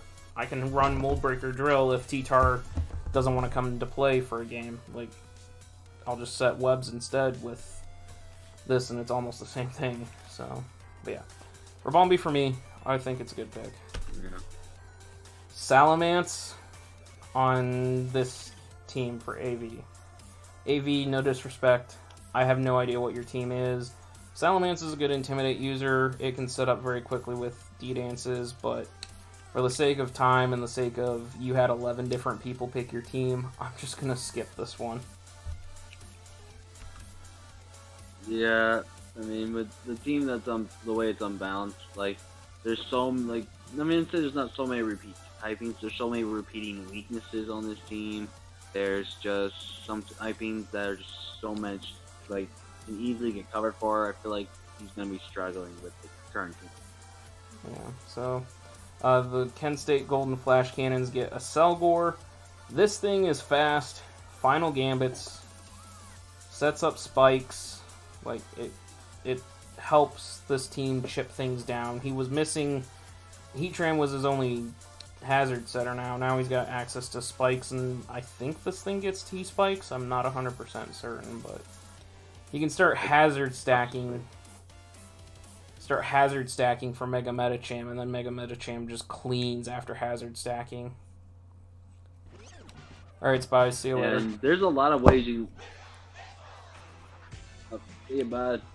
But there's the one thing that I think a lot of people sleep on at times is the main reason people can draft a Selgor, and that is for that insane, like, base 140, like 143 speed stat. And then there's the option of having stick. So if you want to keep that extra belt in check, which will actually do that special chip damage you need, it can just really go to town on a lot of teams. And plus the thing is, this thing can just be a little bit different. Just things like Giga Drain, Bug Buzz, Sludge Bomb. I even use a special kind of stuff like Acid Spray, which always lowers the stat by 2. And be able to really crush your team that Selgor that is just by itself. Yep. Okay, yep, so there we go. Terrakion. How the hell did Terrakion go? Okay, I'm sorry I misspelled Alomomola, Zippy. I'm stupid. We'll just blame that on me. How the hell did Terrakion last all the way to round 6? Yeah. Like, and then to pair it with Garchomp. I and have with Primarina. a team like this, oh my god, this team is just looking just. It is the second stealth rocket for the team. I would have liked to maybe at least a spike user or so far. But really cut for any type of weakness that you can do on him. Like right now, I see no real way you're gonna break through these teams with weaknesses. Learn the weaknesses he needs for the, and he's got a great starter user in Primarina. He's got a good double dance set where he can run with Terrakion, and Terrakion can just be a monster to handle. Yeah, this team is incredibly well balanced. You got a ice weakness? Nope. Celesteela, Terrakion, Venusaur. They'll take your ice, and Arcanine. They'll take your ice hits, no problem. Terrakion, fighting type and edge issues. Celesteela and Primarina will see you now. Quake issues for Venusaur, Arcanine, and Terrakion. Nope. Primarina and Celesteela will see you now. Yeah. Like this team is well built, and I'm a little concerned that we let Mars build a team like this. Yeah, this is gonna be one of the top teams to beat. By just looking right now at it. How about you and Rose Raid? Why'd you pick Rose Raid? Ooh, my baby Rose. Listen. There is a reason why this thing is probably top 5 best grass types in the format. This thing is the versatility enough to run different sets. There's bulky sets with AV. There's bulky sets with Black Sludge. There's the offensive sets. So you can go with Life Orb, Scarf, there's a lot of ways Rose Raid just comes. It gives you a Toxic Spikes user. Be granted, with something like Mr. Terrain that could be a bit bad, but it doesn't mean I always bring Finny and Weed. But Rose Raid on itself, this thing is so good. I cleaned one hit KO'd on Tapu Koko with this thing, and it just shut my opponent down like, wow, that just happened. But Rose Raid, in my opinion, is a really great Pokemon. It is a phenomenally good with Technician, so the hidden powers are really boosted. And I think it also gives me access to Sleep Powder, so there's access to times that Sleep Powder comes back and it can be really hidden gem to be used in this type of format. Yeah, I had Rose Raid for all of like 2 weeks, and then I traded it for Donphan. I don't know. Outside of Technician, I just don't really care for it, but it's not my mon. But Savage, Rob and Trader are both on my team. Yeah, Savage picks up Licky Licky here. Licky Licky is good for stopping weather teams, so I'm gonna have to watch out for that. But there is a couple of clean sets. Shadow did in WWC. What do you do? Swords Dance, Endure, Cuts Up, Explosion. And it just claimed lives. Like, wow. Licky Licky, it's a Wish Passer, so it can do a lot. He also has all them free Wi-Fi bars with Licky Licky, too. Yeah. So he's always got good internet there. You're the second person to make that joke today. Involving Licky Licky and Wi-Fi. Last in Ho-Oh, someone made that joke, too. But... So yeah, Savage gets that. A little quick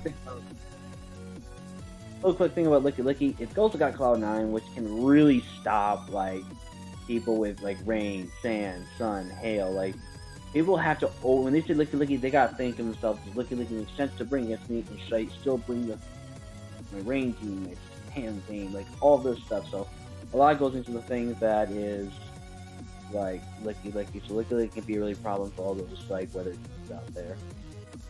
Yeah, Licky Licky, Savage had this in WWC Season 1, and he brought it versus my Sleet team, and I was like, ah, crap. I didn't even know that thing had Cloud9 at the time. I was like, uh-oh. There goes my Rain Sweep, and there goes my Sleet Sweep. I'm in trouble here, because, you know, I decided I wanted to run Rain and Hail on the same team, but... Rotom Heat. So the third Rotom to go off the board is Rotom Heat.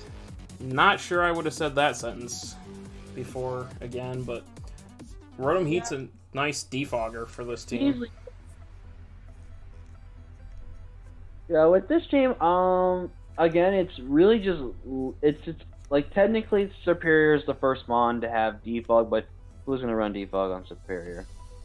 Rotom's like the only mon so far in this team that's going to be the reliable hazard remover so far, and that's what's really bad.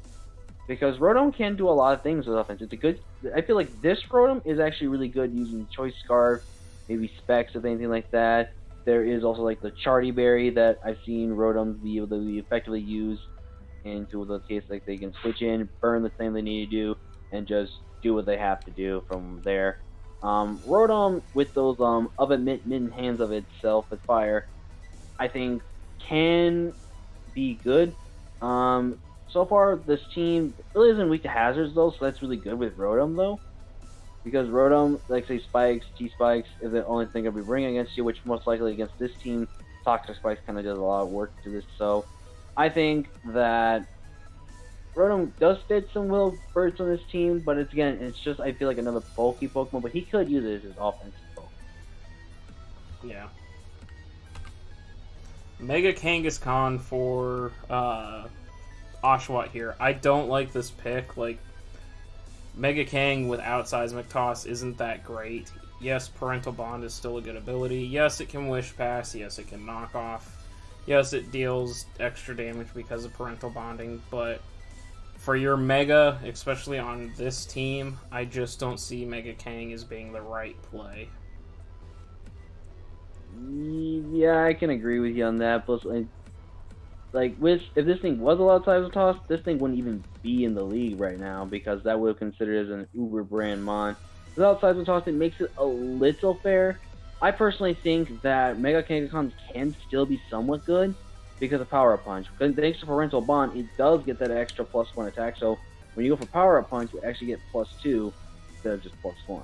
Yeah, it can vary. So I mean,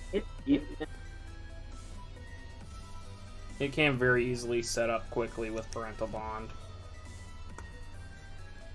I mean, yeah, like you said, it's decent, but I personally think when it comes to Megas, it's not the best. Yep. Sean's just like, run Rocky Helmet. Yeah, that's pretty easy check, is just run Rocky Helmet and force it to take 24% every time.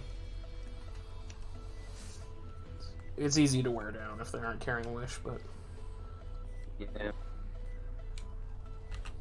Mimikyu for the Philadelphia Phantoms. Okay, this is actually a really good pick for them in my mind. Like, Mimikyu is a wonderful mon. It has very good coverage. It gets things like Wood Hammer.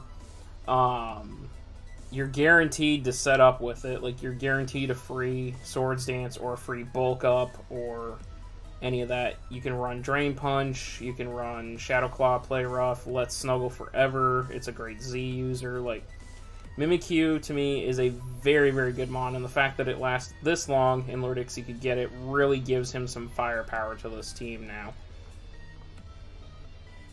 Yeah, this thing is one of the best setups. I feel like it's a guaranteed setup sweeper every single time. Like, you can even choose this thing to want to run substitute, so you guaranteed like 2 substitutes here. You easily, at one point, could easily get to either +4 or +6. You can click Shadow Sneak, Shadow Claw, Play Rough, Wood Hammer, Brain Punch. There's just so many decently good moves that bring Mimikyu into this thing. And I guess that you can all see why like Mimikyu is an OU mon in the small gun format, just for just diversity in its move, and just that I can just confidently always set up sweep and just go to town. Yeah. I was actually considering Mimikyu at one point, but then I ran out of points, so I was like, okay, guess no Mimikyu for me, but I love it. It's a great mon. And we're back to the rain. So Kingdra here for the Washington Venonats. Again, this is just another, like, Freeze Dry weakness. Like, Freeze Dry runs this team outside of Metagross. You get, let's see, Mamoswine. Mamoswine. This team. This team is Mamoswine fodder. 100% Mamoswine fodder. Like, Mamoswine just eats this team alive. Yeah, but because I feel like Savage would be that type of man that bring the heat set of Freeze Dry Mamo. With that quiet nature and everything. Quiet nature Scarf Mamo. Go. EQ beats Coco, EQ beats Metagross, Stone Edge beats Togekiss, Freeze Dry beats everything else. Icicle Stress, Freeze Dry, Earthquake, Stone Edge. That's all this team really needs. Yeah. I mean, it's a potent rain team. He's definitely committed to rain. 100% committed to rain. He's got his Pelipper, he's got his physical sweeper, he's got his special sweeper. But there is... Kingdra even outside of rain could be... Yeah, Critdra. Critdra is always a threat. Sniper, Focus Energy, Critdra is always a threat. But there is such a thing as too much rain. And I'm going to say it right now. His next pick is too much rain. He picked up Ludicolo. Another mon that dies to Freeze Dry. Like, okay, I get it. You want to run... Yeah, I get it. You want to run rain, but you lose the rain and your team is basically done. As soon as Pelipper dies, unless you're carrying something else that's got Rain Dance on it, you're screwed. Like, your team is so focused on rain, it's not even funny.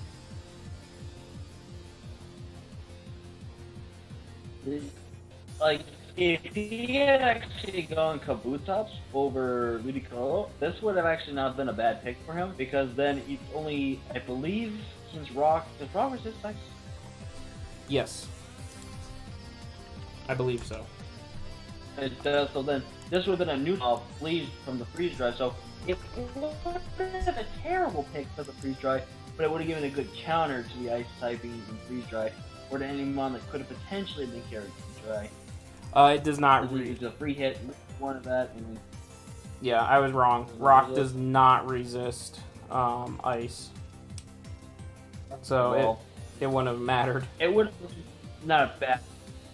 This one would have been 4 times. It would have been two times, like 4 times offense instead of like 8 times offense. So, but Ludicrous itself, not that bad, but it's a Ludicrous.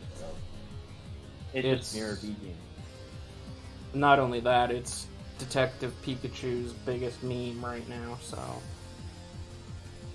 but yeah, he fully committed to Rain, and I think it's gonna come back to bite him in the ass. Like, literally, I said I wasn't gonna use Alolan Ninetales, but if Alolan Ninetales is a free agent when the week before I have to play him, I'm gonna go grab Alolan Ninetales and just use it for 1 week, let it 6-0 him, and come back, or 5-0 because Metagross. But I don't know. This doesn't look good. You have a problem. I know I have a problem with Alolan Ninetales, okay? 7 leagues out of 9. I have a problem. I'm fully willing to admit I have a Alolan Ninetales problem. Yeah, I've scheduled him to go see Dr. Phil soon. Yeah. Haxorus. Okay, Haxorus Mimikyu Jirachi is actually a pretty clean FDS score. With Jirachi T-waving things to allow Haxorus to set up. Haxorus gets Mold Breaker, so no sturdy counters. Mimikyu and Haxorus are just 2 really amazing mons to pair together in my mind. Yeah, I personally have grown to love Haxorus. This thing also being access to gaining the ability of Unnerve, so it breaks through any of the potential defenses you want to try to raise up. Like, I'm gonna get to +6. I got Unnerve. I break through that. Boom! Knock you out.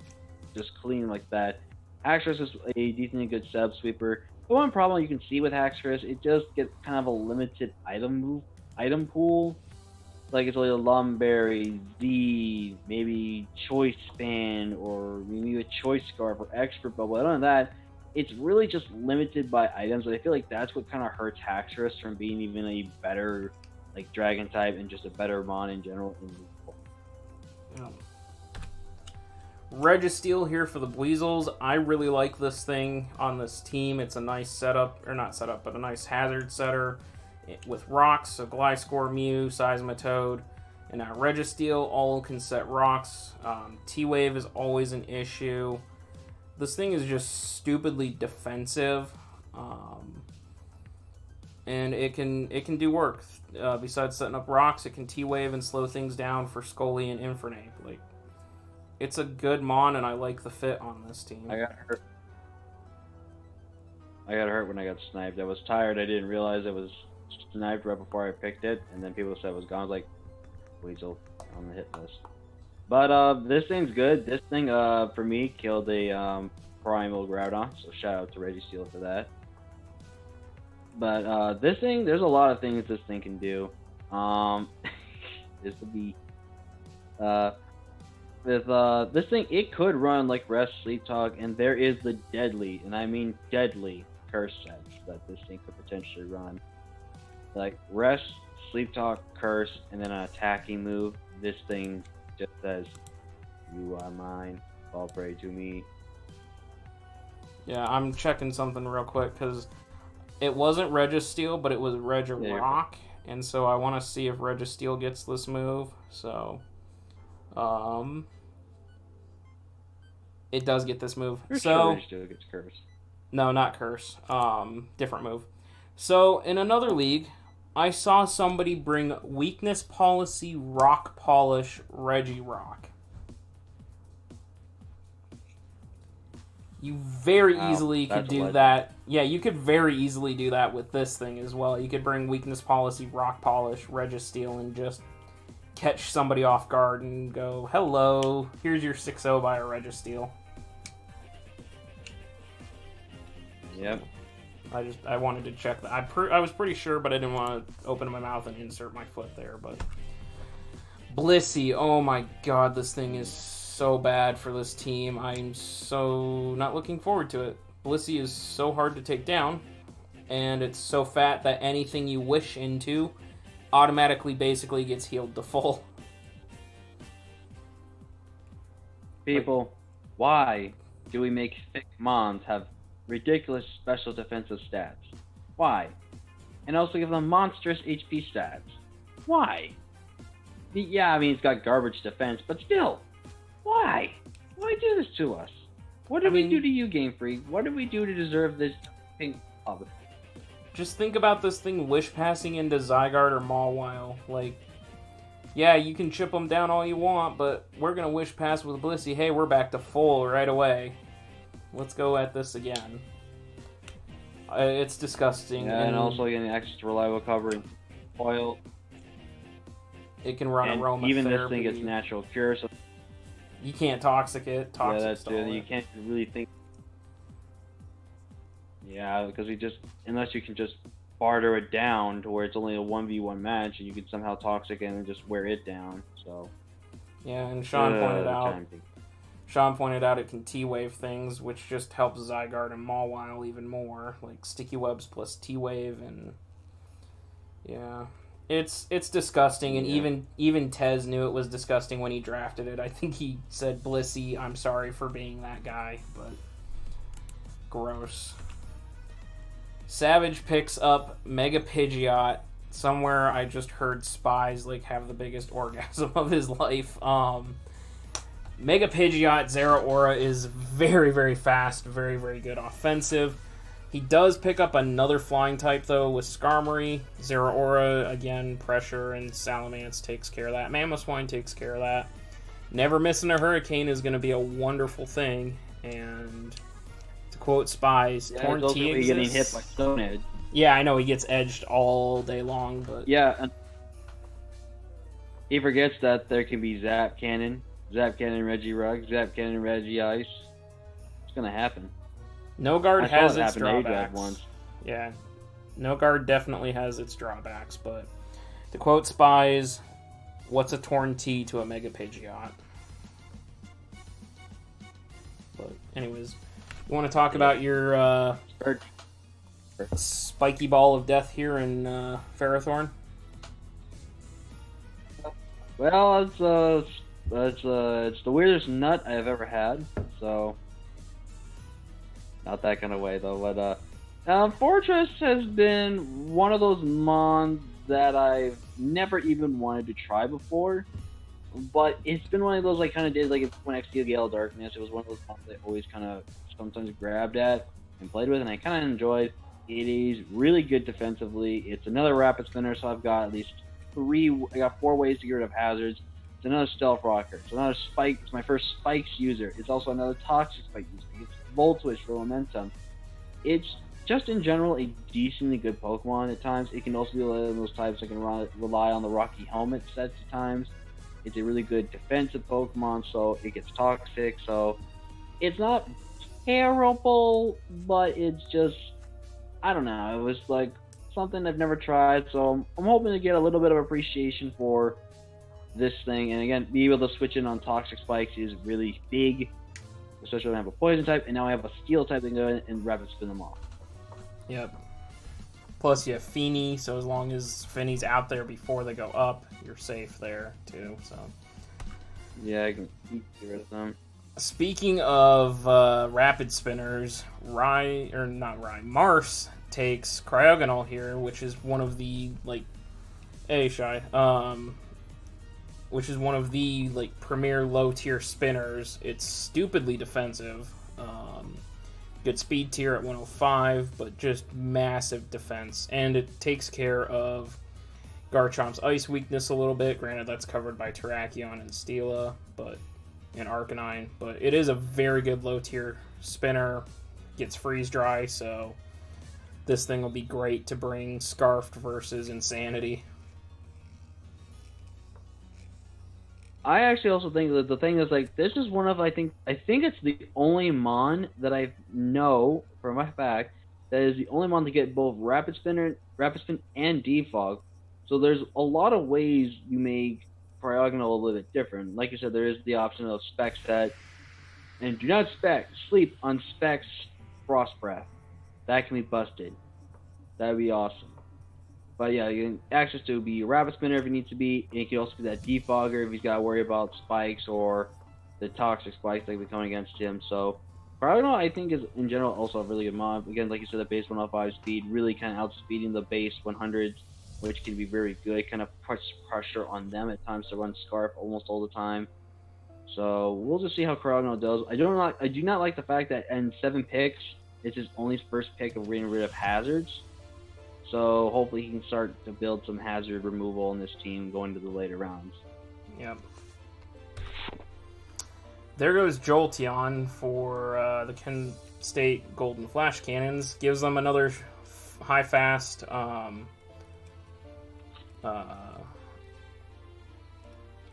gives them another fast Mon to drop below a Selgor, because it's base 130 for Jolteon. It's a Volt Absorber, which is really nice. I love Jolteon. Jolteon was my go-to electric type until Zeraora came out, but yeah, it's your mascot, so. It's my baby.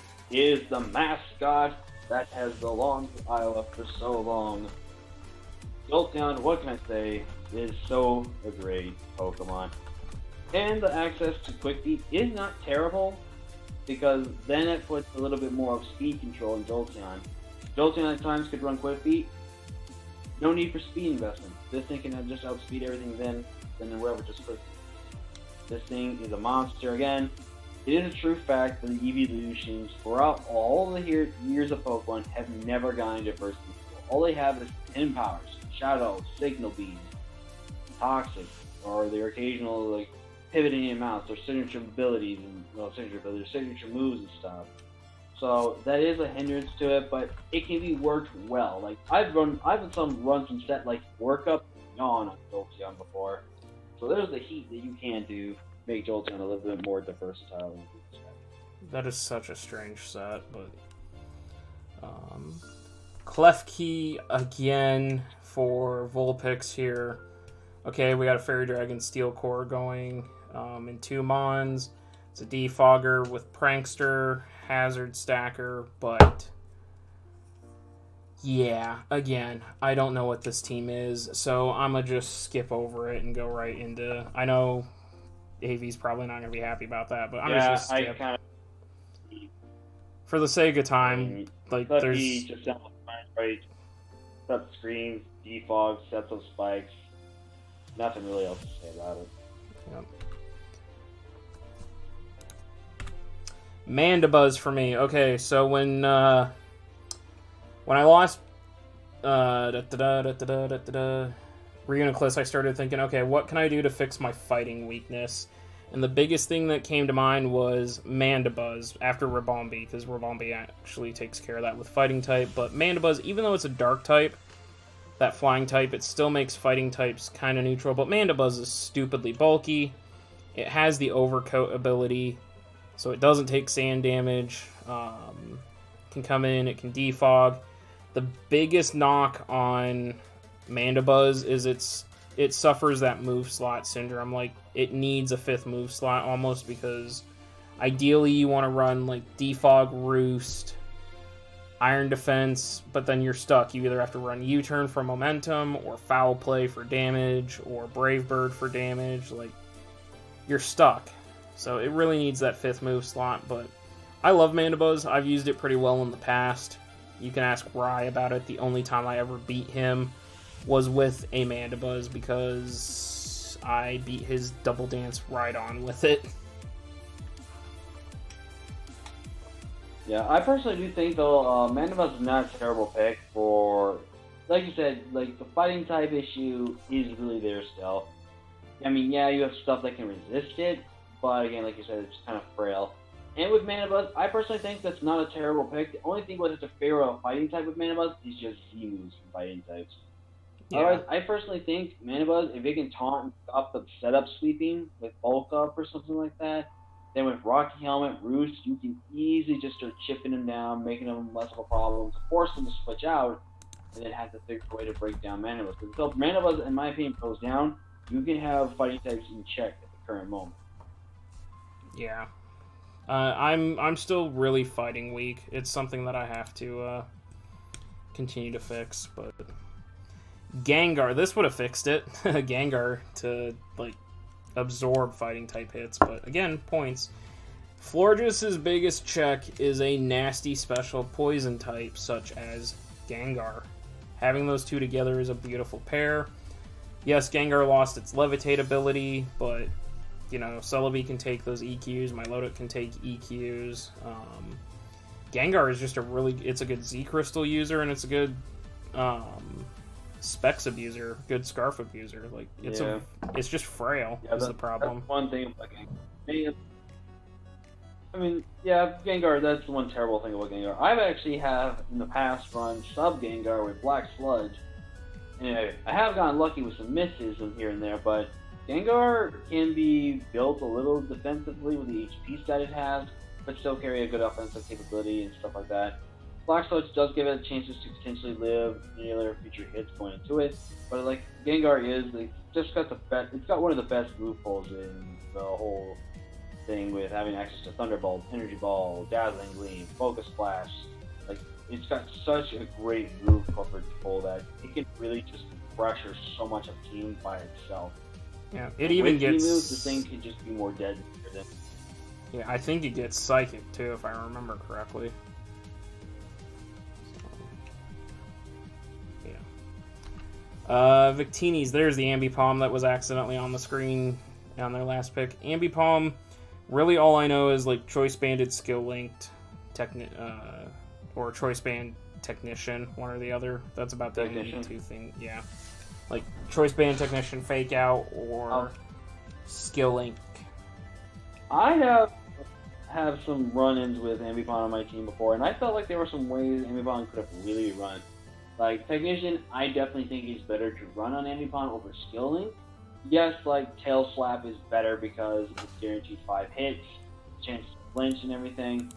And I personally am a fan of Silk Scarf sets with Ambipom, because that puts a lot of power in, like Fake Out, and then into Return and stuff like that. And even Double Slap, which can be really good, because that gets boosted by Technician with Silk Scarf.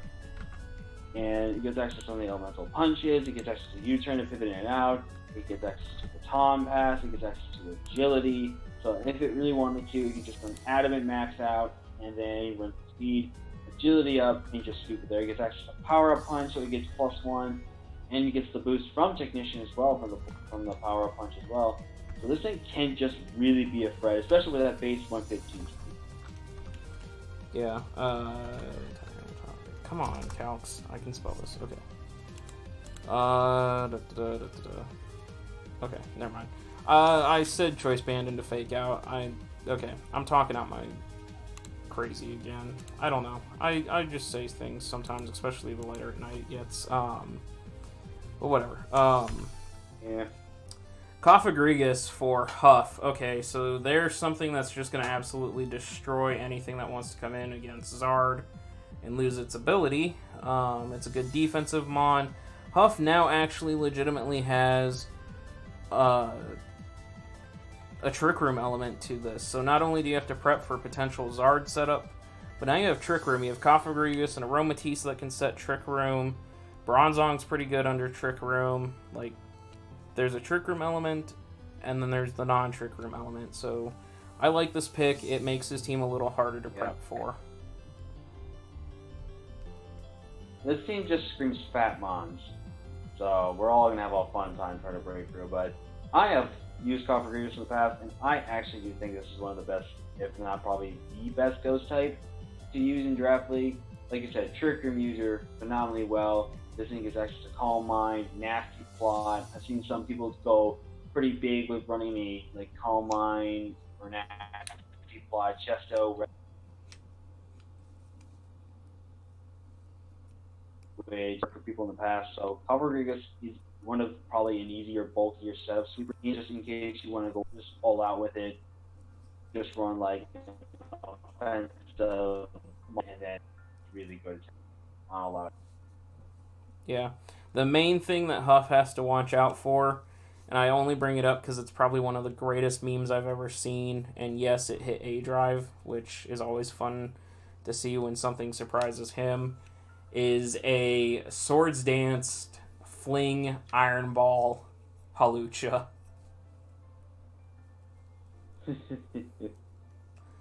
God, Deathly I Oh, Am. yeah, That was an amazing play, but Yeah, like Copper Grace is one of those few mons that stops like a Lucha mixed with a Tapu set. So it's like Copper Grace is like one of those key things that definitely hard counters those type of duos in draft league. yeah, I got 5-0'd by Kofagrigus. My very first like competitive match I ever played in a true league, because I don't count Deathly sub league because we randomized everything. Like you were given random move pools, so I could have had like Ninetales with Encore Protect, Foul Play, and Hail, which is really stupid, but I did get something like that. First ever match I played, Savage 5-0'd me with this frickin' thing because I didn't min speed my Escavalier. So it's got a salty spot for me, but moving on, we have Manaphy here now joining this team. Manaphy is, to me, on this team, you got there's your offensive water type that you were looking for, the fire resist for Ferrothorn, and a very potential dangerous setup sweeper on its own. Oh yeah, and also Manaphy going this late in the draft kind of surprises me a bit. I feel like Manaphy is like third or fourth round pick in these type of teams, but the fact that he was able to get Manaphy round 7 is kind of, and like I said, this thing is very deadly under setup potentials. Like this thing could run Acid Armor, Tail Glow, and run Rest, and then run run like one attacking move, and then just go to town. This thing can just really do a lot of things. It can just be defensive, it can be offensive, it can be Z Rain Dance with +1, get a Tail Glow, and then just run Surf and whatever move it wants to go for, and just run through everything. It's one of the most, I definitely think, deadlier Pokemon because of these moves. Yeah, and I know that if Rinnegan actually has to play Insanity, Manaphy's got to come. It's just going to light that team up because it can just rest on him. It can Tail Glow and then rest and then wake up once the rain's set. So I like it. I like this addition. Makes Manaphy a great fun teams as well. Yeah. Whimsicott going here for the Ballistic Boulevards and Brendan.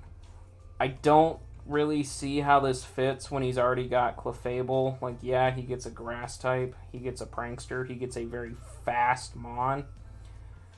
But I don't know. I just see it kind of as a duplicate because you have Clefairy with the Moonblast spam, you have Tornadus blasting off hurricanes. I don't know. I just don't. This doesn't make sense to me. Yeah. I mean, he probably went for it most likely for the prankster aspect. Like, prankster defog is something he can go because he didn't.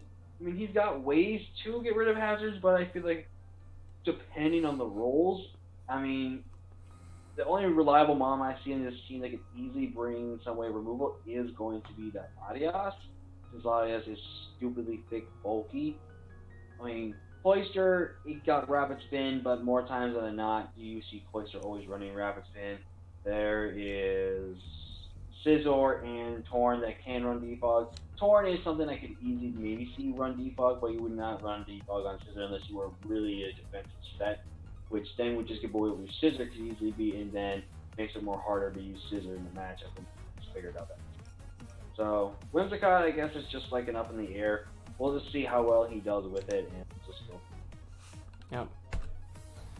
Necrozma. How the ever-loving hell did Necrozma fall all the way to round 7, and then for Raisachi to go and pick it up? There's another Stealth Rock user that really helps this team. This thing can set up like no other. It's going to be a nightmare for anybody to have to prep for that, and Mega Diancie and Zygarde 10%. Like, he's got some threats now on this team offensively. The team is just looking like he's making us pay for why we left stuff the way we left stuff. Besides the stupid this team is just like, oh my god, how do you break through this? Who also allowed Necrozma to steal Mega Aggron's ability? Like, come on, man, that's not fair. But like I said, it's deadly. This thing gets access to reliable recovery and Moonlight. This thing gets access to Calm Mind. This thing gets access to Autotomize. Weakness Policy, Autotomize. Oh my god, there is no switch into any other move that can come out from this thing. And this thing is just one of the most hard-hitting Pokemons out there. And it's going to be ready to see what kind of crazy sets and what sets you'll want to go with going with this team. Yeah, and as I said earlier today during Ho-Oh, the last trip I ever made to playoffs in a league was WWC Season 1 versus Savage. In quarterfinals, he 6-0'd me with Necrozma using Stored Power. He was Iron Defense, Moonlight, something else, Stored Power. I had no Dark type, and he 6-0'd me. I have never made it to playoffs since. I hate this stupid thing. But you probably secretly want to use it. I have used it. I didn't do very well using it. I used it in APA Season 1, but I don't know. I have a love-hate relationship with it, but he then goes and picks up Hitmontop. This is, to me, I think Hitmonlee is the best of the Hitmons, to be perfectly honest. Just because of Unburden, because of its massive attack stat, its speed stat is good. But Hitmontop is also very, very good with Assault Vest, Intimidate type sets. It's a rapid spinner for hazard control, so Empoleon doesn't have to just defog, Zapdos doesn't have to defog, all that. Crow, I have no idea what song. Oh, you just said what song was playing in the background. Like, I'm mute, I can't hear the music, but glad you like it. So, but yeah, anyways, Hitmontop. I would kind of have to disagree with the Hitmonlee being fast. Like, I would not say Hitmontop is the best. I will probably not say Hitmonchan is the best. I will say Hitmonlee is good because of Unburden, but without gems technically not being allowed in sometimes in Draft League, kind of not as good. While Hitmonchan can be run like a lot of sets and everything like that. It relies because of Iron Fist, so it makes it really good. Hitmontop, I definitely see a lot of great potential with this. You get access to really great abilities, access to Steadfast, so if you want to be a little tricky with a Fake Out, you get Speed +1. There is Intimidate, there is Technician, Bulk Up, Mach Punch, Bullet Punch, any low tier fighting move you want to go for with that can power Technician. This thing could be really hard to take down a lot of things. It's a great AV user, another great rapid spinner like you said, so Hitmontop could prove to be a low tier threat to a lot of people.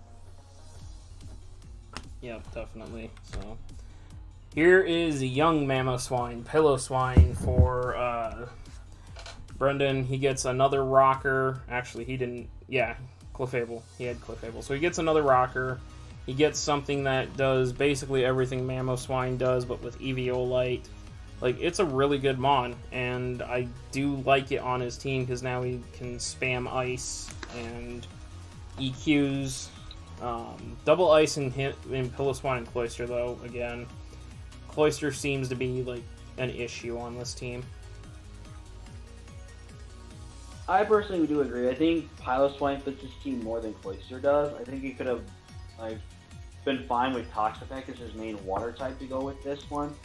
Because Piloswine, like, with having Clefable have Wish, if you can keep Piloswine really healthy with Eevee still intact, this thing can just really just even a win against teams. Like, people don't think Piloswine could be an issue. Piloswine could be easy. Even if it's a big fat Pilo, it puts a lot of teams into a lot of hard times and to really think about this.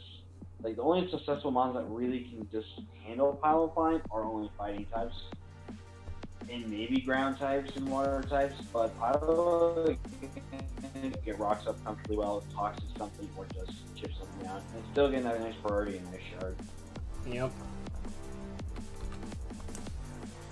Rhode Island Reggie's getting Mesprit here. So Mesprit is, I think, if I remember correctly, the defensive one? Because Azelf's the physical one. It's one of those that... Azelf actually is like the mixed one. Mixed offensive with the... Yuxi is the guaranteed defensive wall one. Mesprit is like a jack of all trades. Mesprit kind of does about everything. He can be a defensive, gets access to Healing Wish, so he can be supportive. It gets access to Calm Mind. This thing gets also Thunder Wave. It's a decent player of moveset. This thing can be potentially run as a physical attacker, special attacker, either just a mixed bulky attacker. There's a lot of ways Mess Break can be run, and it's really hard to predict exactly what Mess will be going into matchups depending on when, if you properly. Yeah. I've never used Mesprit or Uxie. I've just used Azelf. So, and you know that because Focus Sash Azelf. But anyways, up next, Huff Hariyama. I am so angry with this one. So this was probably the second biggest. I didn't get sniped a lot, but this was probably the second biggest snipe that hurt me the most. I wanted Hariyama so bad for its speed tier, for its massive HP, and for a fighting type to help myself protect against those rock or the fighting types that wanted to come at me. Like, this thing's a great AV user, has priority in bullet punch, stupid dummy thick when it comes to HP. Like, I literally, Raisachi and Huff were like, hey, do you want to talk about what your draft plan is so we don't snipe each other because we've already been sniped to hell? I was like, sure. People know I've committed to sand. I'm not gonna like get sniped a lot, so let's go ahead and talk about it. And I immediately post my plan, and like 2 seconds later, Huff posts his plan. I'm like, Huff, you got Hariyama on there. That's what I want. And Huff beat me to it. So I don't know. I love Hariyama. I've never used it, but I really, really wanted to for its speed tier and that. But it also, because it's base 50, kind of could work in Trick Room if Huff really wanted to go that Trick Room route again. Yeah, it's like, it's also one of the best kind of guts users you can get to, like Flame Orb, Guts. This thing is a monster. Also getting access to the Thick Bat, so it's a more reliable fire type and ice type switch-ins that he can do for you in that sense of regard.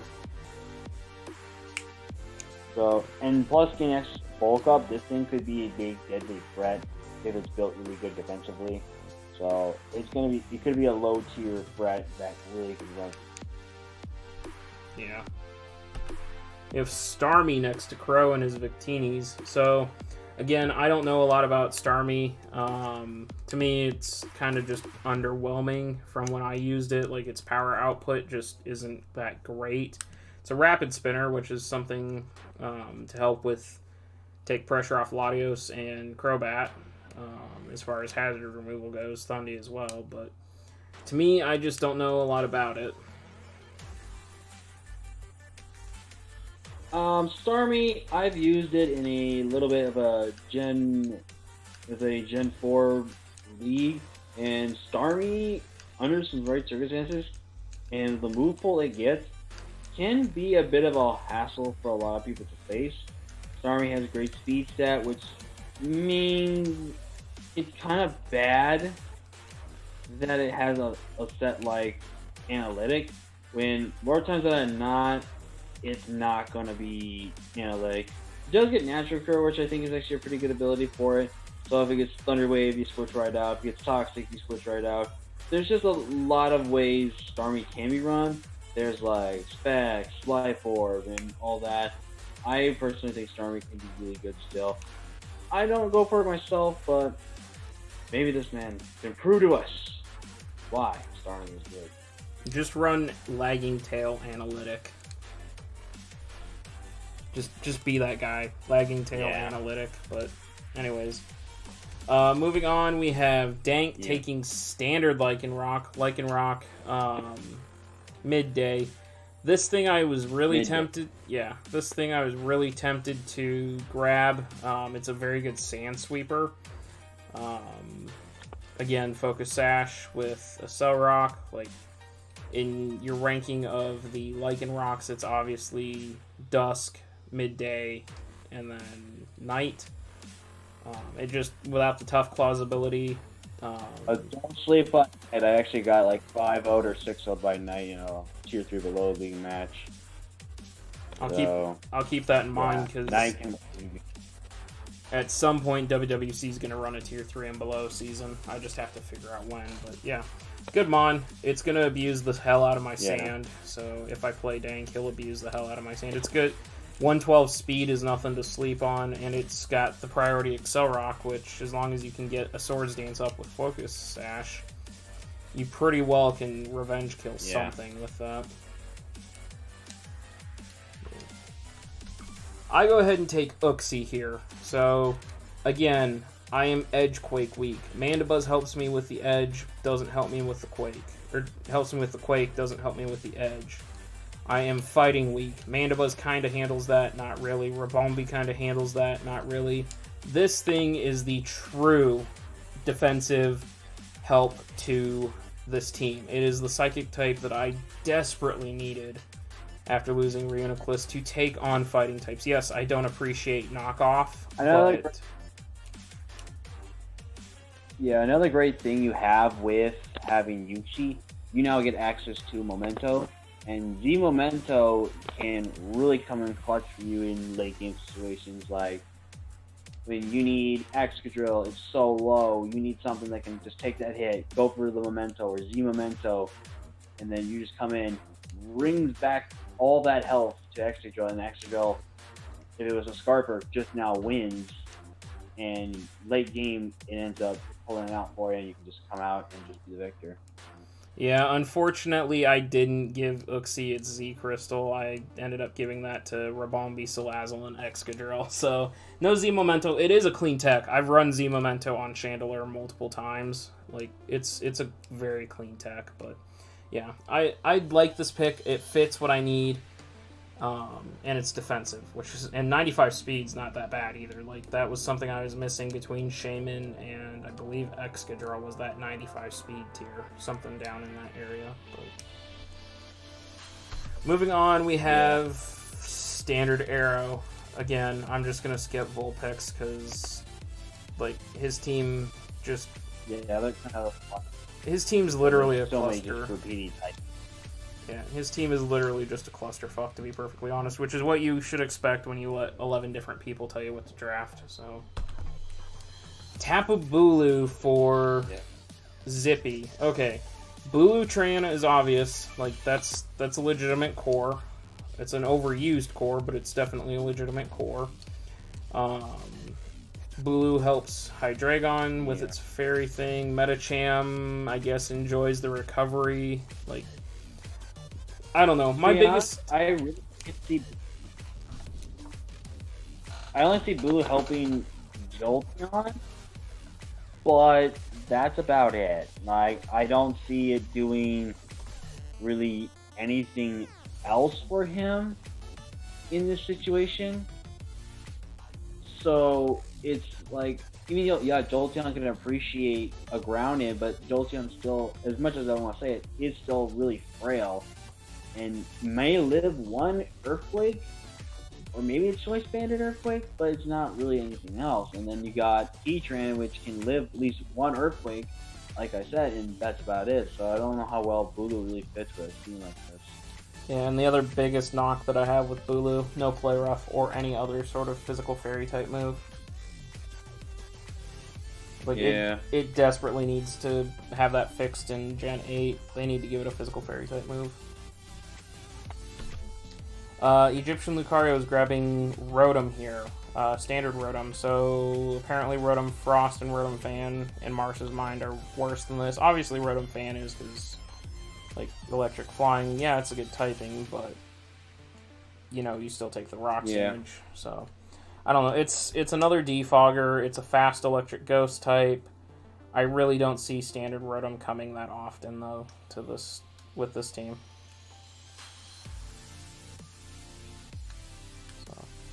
You want to talk about your Fat Cat?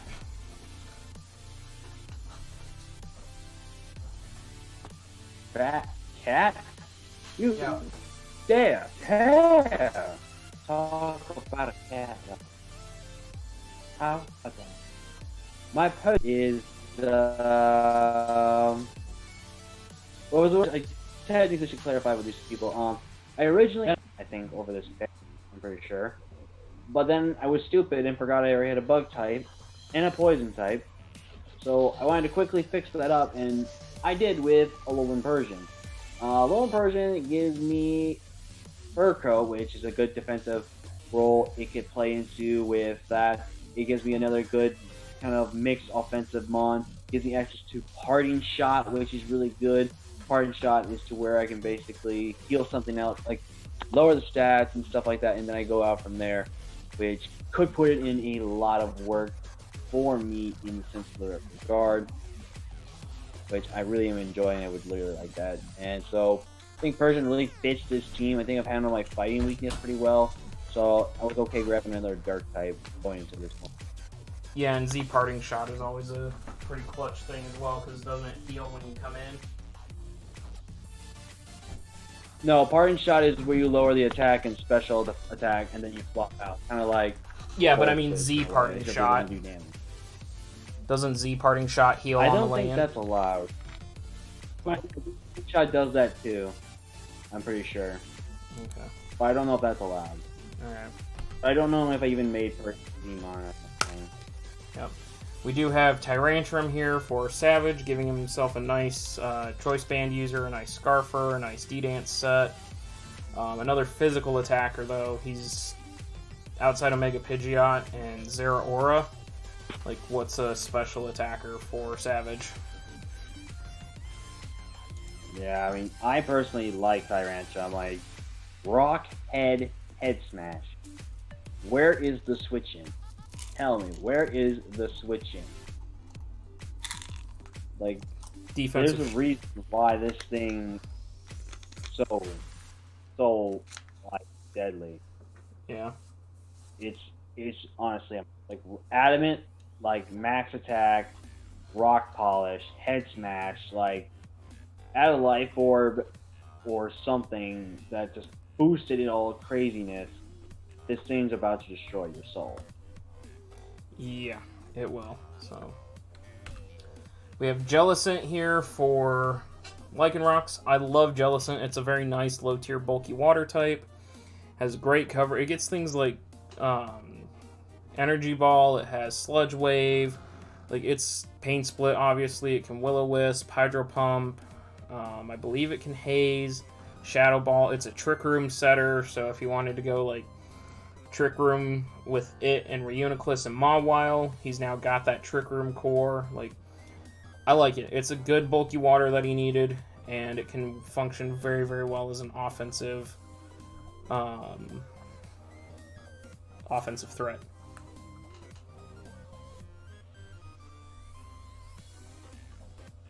Yeah, I personally think that Jellicent is one of the best water types in this format.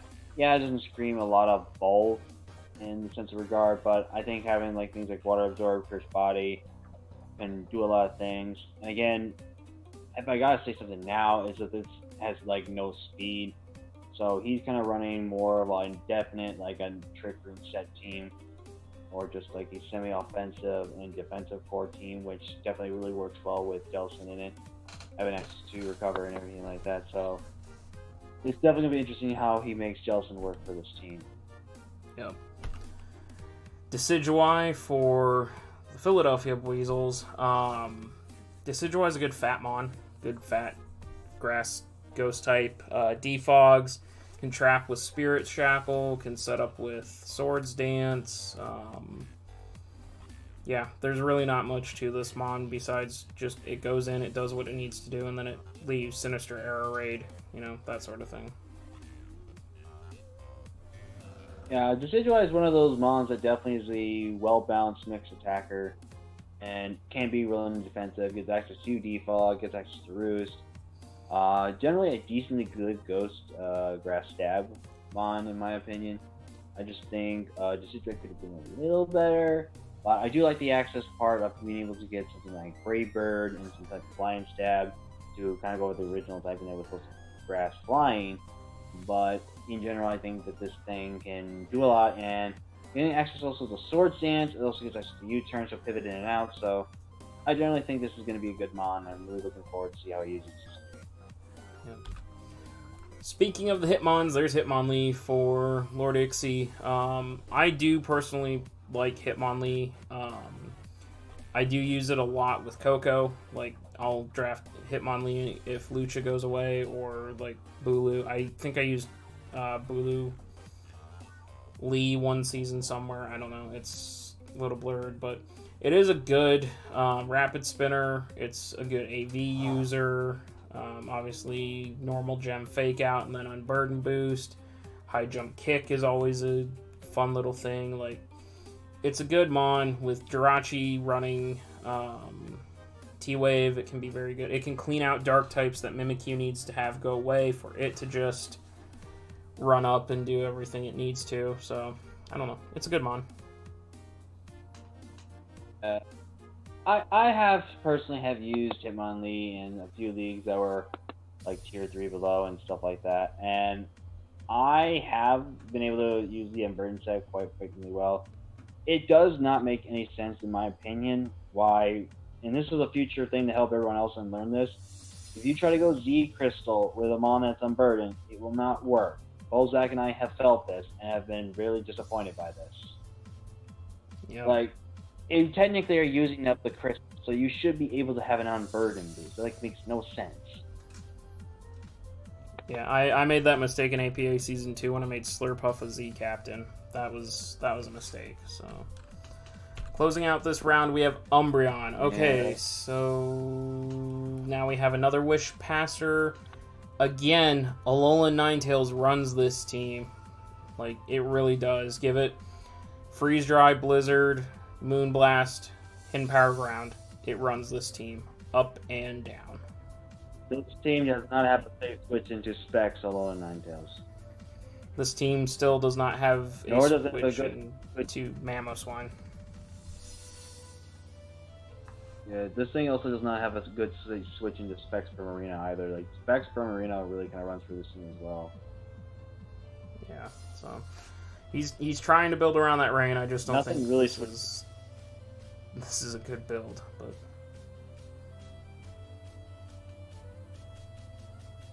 he then proceeds to go and grab Lucha.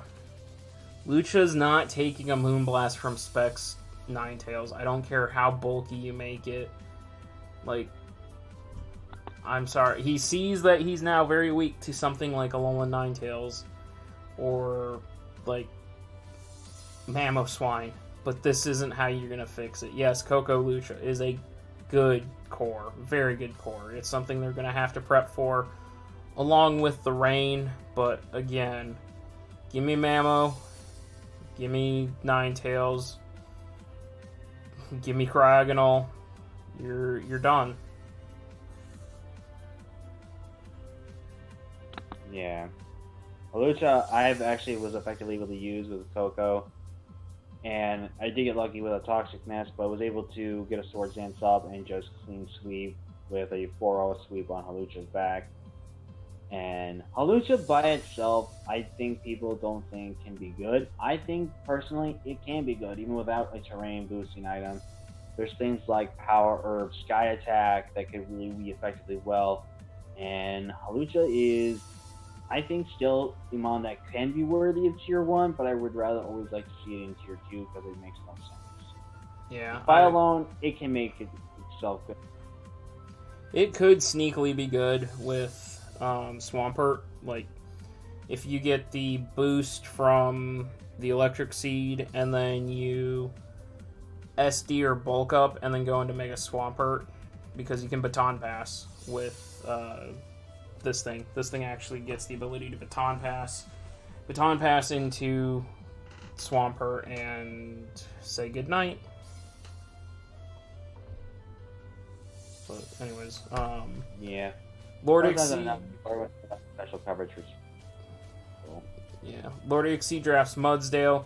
Mudsdale has a good ability and stamina to get the defensive boost. It's a pretty reliable Stealth Rock user. Its biggest thing is its move pool. Its move pool is really, really limited. You're basically going to run Rocks, EQ, Heavy Slam, or Superpower, and it doesn't get Stone Edge, so you have to run Rock Slide. I think Mudsdale is not too bad. I do agree that the moveset kind of booty butt cheeks, But it does get a decent moveset, like you said, Stone Edge and stuff like that. It also gets access to Heavy Slam, so it can help against fairy types in that kind of sense of the regard. So I generally think that this thing could do a lot of things, and I'm hoping for great expectations from it. And I just think it's overall a good Pokemon. Like, Stamina is a great ability that I think is kind of really cool, that if you can just get this in the hit against physical sets, it just goes and gets bulkier and bulkier. I think it is a little broken how if it gets hit by a special attack, it does that as well. But in just general, you're just going to die anyway, so. You can take the hit, and then you just got a free special. The defense boost and the boom one. Yeah, well, if you say screw rocks, you could just run Stamina AV. Yeah, that's true. That's just as bad, so. Kyurem finally coming off the board here for the Philadelphia Weasels. Kyurem completes the FDS core, I believe. No, they don't have a fairy type yet. But Kyurem is another one of those solidly bulky mons. It can run the Subtoxic Roost set. It can run Specs. It can run Scarfed. I've seen it AV'd. It's got good coverage. It just doesn't hit as hard as its two better forms. Yeah. I just think that with Kyurem by itself, it can still hold up its own in the regular tier format. And just in general, Kyurem is a good Specs user, it's a good Scarf user. It's decently still good with Z moves out there. I think Kyurem is still one of those mons that could be slept on a lot and people just will not be prepared for. Yep. Sock. I have no idea what Sock is. I know it has Sturdy, but that's about all I know on Sock. Yeah, Sock, I feel like it's one of those really low tier fighting types that kind of can do some things. There's the chance that it does, like, you use some of these berries that I saw with Nips use, where you can live on 1 HP and your speed increases by 2. Cuts up. And you can just be able to outspeed all the things. It's like a built-in berry. I think it's cuts up, yeah. But Sock, I think, can still be a kind of good low-tier fighting type. I don't know how well it could fit with this team, per se, but I can generally like to see how Sock does if we're out going the matchups it does. Yeah. Savage takes Gourgeist. I know Savage got sniped on Shaman, and then Celebi was gone too, so he was looking for a bulky grass type. Gourgeist, it's all 4 forms, so you can go anywhere from small to super. I've used Gourgeist in the past. I actually think it's pretty clean. Good coverage. Can be stupidly bulky with Toxic, Subseed, Mono Attack, Giga Drain type thing. Does get access to Flamethrower, which is a really cool tech in my mind. So if someone wants to bring in a grass type, I actually think Gourgeist is actually a really good low-tier grass type. It's definitely one of the most bulkier things out there, and I personally think it's really good. I think a lot of people sometimes sleep on the visibility that it has going for it in the long run, but I think Gourgeist in general can just be a really good threat, especially with the access to it, which can be very scary if you're prepped for and ready for in regard. So you decided to take the 4th Rotom form off the board and you took Rotom Freeze. Yeah, buddy, I went and wanted to get me some Frosty Cold machine so I can keep all my nice cold drinks cold in them. But I grabbed Rotom Frost. It was very like, I don't know, it was like I need an electric type. And I want to go with something that's completely different, something I don't really use. And I've kind of had an interest with Rotom Frost.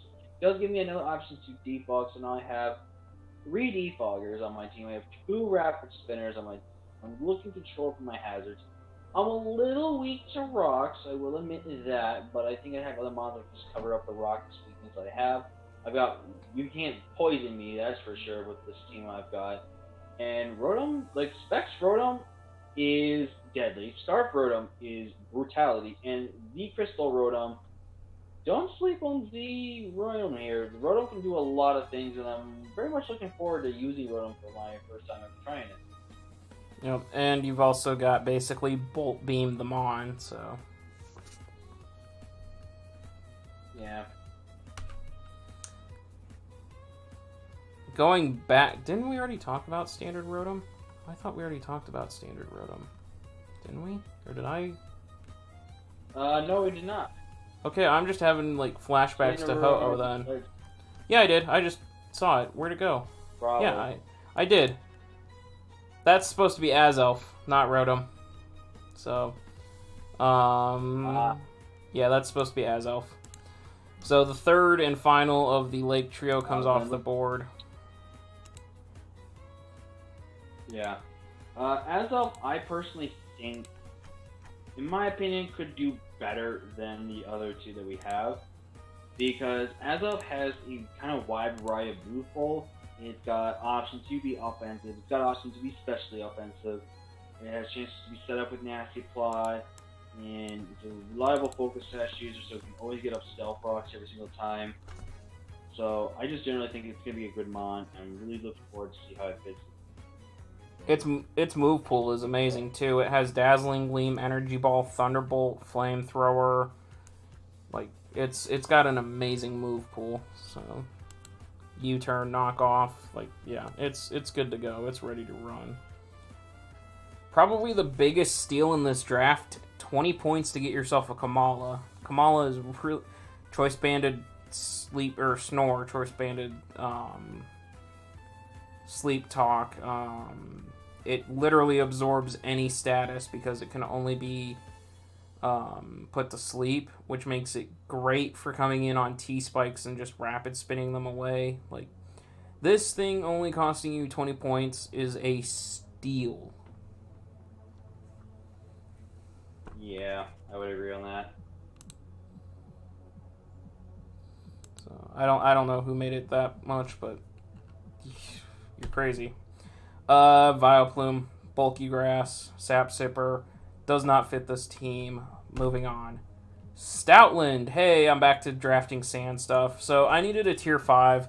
Don't really know much about tier 5 mons. I don't like to go digging around in tier 5 just because I hardly ever find anything in that bargain bin that I appreciate. But since I was running sand and Stoutland's down there, Stoutland is an amazing sand mon. Like, it also has good abilities in Intimidate and Scrappy as well, so if I don't bring sand, I don't have to worry about it. Choice Banded Retaliate is always a good revenge. Choice Banded... Hey Vulpix, we've been trash talking your team this entire time. Welcome to the stream. Choice Banded Returns are always good. Like, this thing can put in work when it wants to. I've seen people do deadly things with Stoutland and Sand. This does sadly add on to more of that fighting problem you have, but you have a little bit of coverage for it going into it. And I'm pretty sure you'll be able to handle, depending on the fighting type, of course, on the team.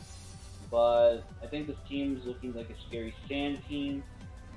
Again, I still say you should have gone Hippowdon. That would have really gotten rid of one of those fighting type weaknesses that you would have had. And you still would have had a really good mon that had both recover, like Slack Off, Toxic Use, access to whirlwind things in and out for the substitute and stuff. But you have your reasons for picking Tyranitar, and I will respect them. I used Hippowdon in the past, like when I had my very first ever league, the Deathly Subscriber League.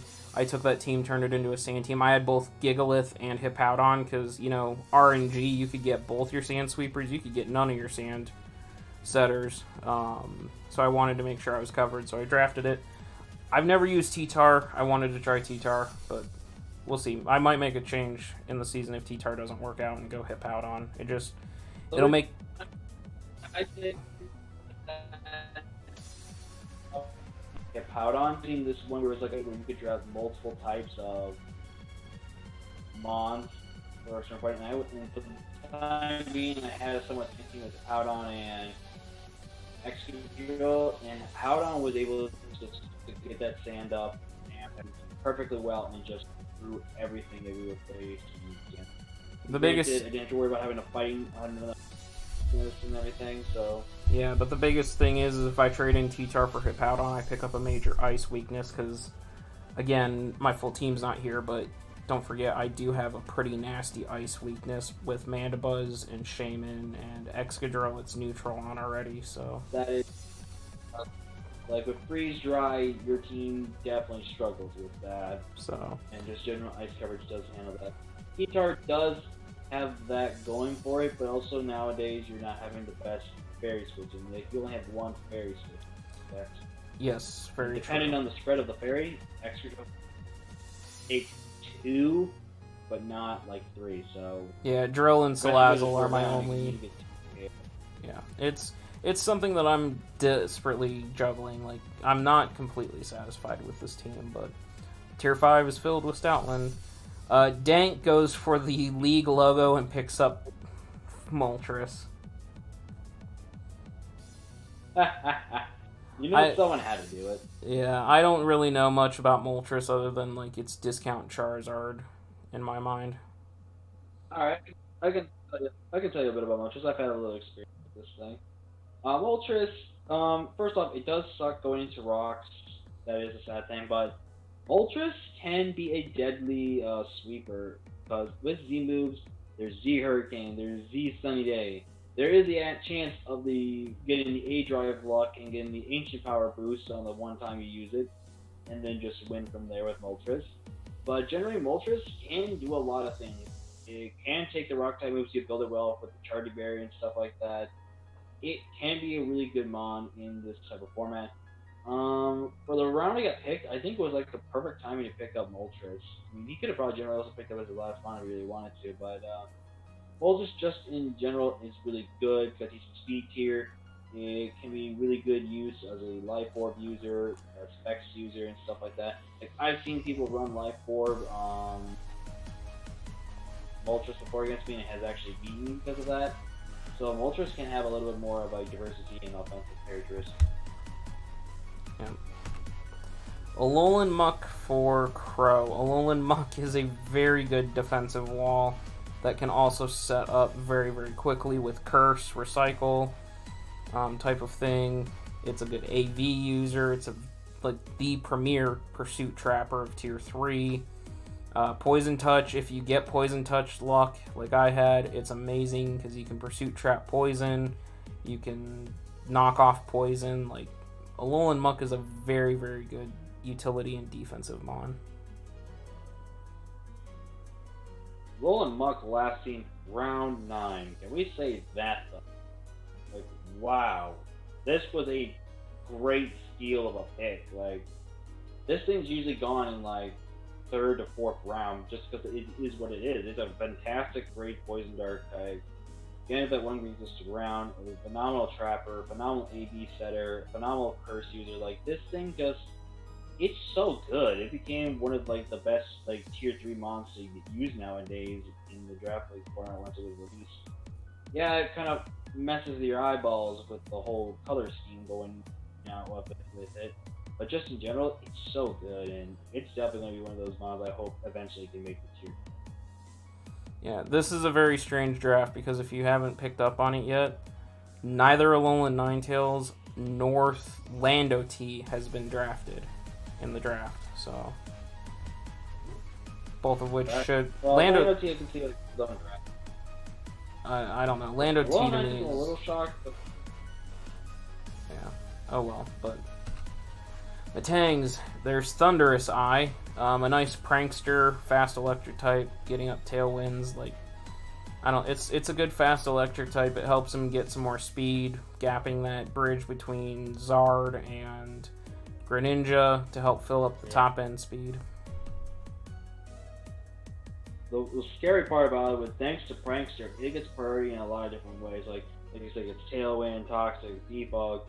But some of the scariest things that come with Thundy is it gets Prankster with nasty plots. So if you think, okay, I can kill this thing in one hit, but it's designed to live one hit from anything, it gets a free nasty plot off. It's going to outspeed you. Plus with Z Crystals, this thing has a chance to basically one-shot you. Guaranteed almost every time. And this makes like mons like Thunderous and just the regular form of the genies dangerous because of that. And Thunderous Eye has been one I've kind of had my eyes on at times, but I've never really set my eyes for it. But it might be one I might potentially see for the future of a certain league that we're going up this summer. Well, who knows? Who knows? Maybe it won't be, maybe it will. But just in general, I think that for great electric types in the format, this is one of the best. Yeah, maybe one that's worth trying for. And I know which league you're talking about, and we'll see. Like, we're throwing Ubers into that mix. We'll see how that goes, but... Electabuzz, okay. Fun. Electabuzz, Static and Lightning Rod, or Motor Drive are the only two abilities I know of.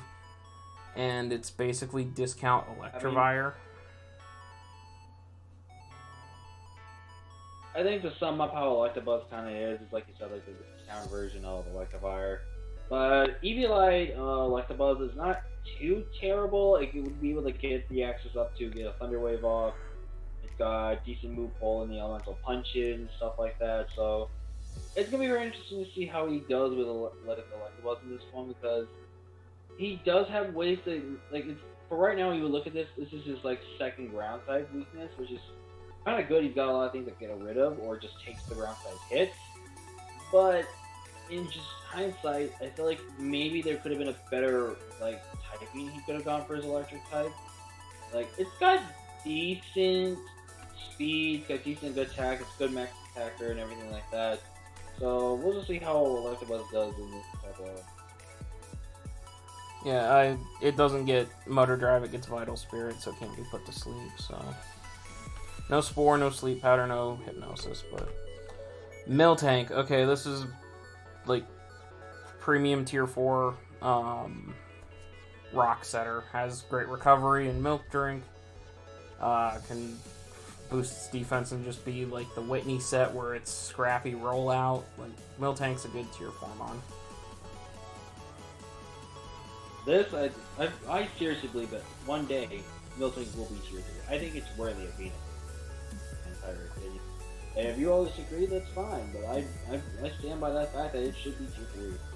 But this is one of the best mons because, in my opinion, because I've been using Miltank before, and it has 3 phenomenal abilities. It's Scrappy, it's Ghost type. It has Sap Sipper, so it takes Grass type and it gets +1 attack. It gets Stick Bat, so it stays in against Ice and Fire type. Of course, it gets Freeze or Burn. Sorry. But it gets access to Curse, so it could be a good Curse target mod. It needs something like say, an All Rocker, reliable recovery in Milk Drink, and just in general, it can just do a lot of things. It can just be that bulky mon that needs to get into Toxic. Gets rocks up with everything, so I really think Miltank is one of the few best normal types in the entire league format when it comes to. Yep. Zoroark here for Versace. Zoroark's always a pain to deal with just because it can disguise itself as anything and then easily get us set up in Nasty Plot or just catch you by surprise with its illusion ability. That's really all I have on it, is just being a little trickster. Yeah, I mean, Zoroark is also a little... Yeah, Zoroark is also a little tricky kind of how to use at times when you want to use it for a lead mon, because it has to disguise as the last mon in the party. So that also goes for when it's like in like the party when you like select switch out your mon. Like when you click Zoroark out, Zoroark has to be able to copy the last mon. So that mon already got chip damage, then you're gonna know that, okay, wait a minute, that doesn't look like the same mon it was. That's Zoroark. Or you can be lucky as all hell like A-Drive was and figure out it's a Zoroark on turn 1 and just kill it with a close combat. Yeah, that was big ball play right there, but he proceeds to grab Garbodor after Zoroark. I do like Garbodor. It's a nice defensive mon. It can be a good Assault Vest user. It does have weak armor to boost its speed, which is kind of cool. Stench to cause flinches, I believe. I think it's Stench. And then it also has Aftermath, so if it dies of a physical hit, then 25% there. It very easily can hazard stack with T-Spikes and Standard Spikes. It can Pain Split health off.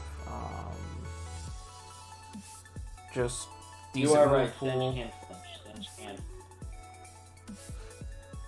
Yeah, I've had a little try to of a Garbodor, and I still kind of find to be very useful, and I hope to actually try it one time.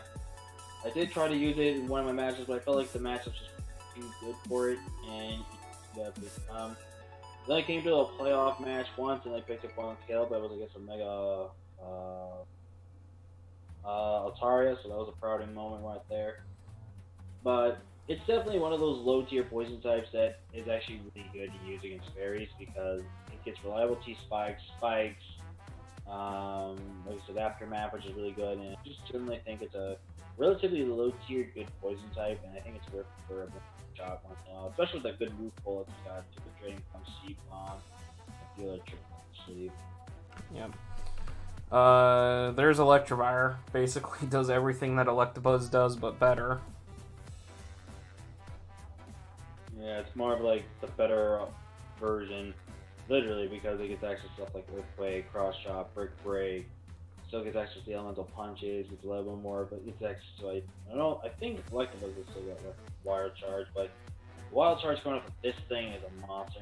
I made one of the most sickest predictions ever when a Porygon Theory with Thunderbolt, and I got my Motor Drive and I got Speed, and then I just won from there. But just generally, Electivire can be good, especially with Z Crystals. Like Z Rain Dance can be really clever, like Z Rain Dance, and you have Thunder on there, and just really go to town with everyone. So like, Electivire is something that sometimes people kind of don't take as a serious threat, but can actually be a threat. Yep, and for some reason Electabuzz went before Vire. No idea why, but it did. So Actually, I agree with you. How that happened? I don't know. Mega Gallade finally coming off the board round 10. Mega Gallade Victini, very, very scary combo. Crazy. How in the world Mega Gallade lasting round 10? That is a shame to all the fans in the But again, like most times, people really did.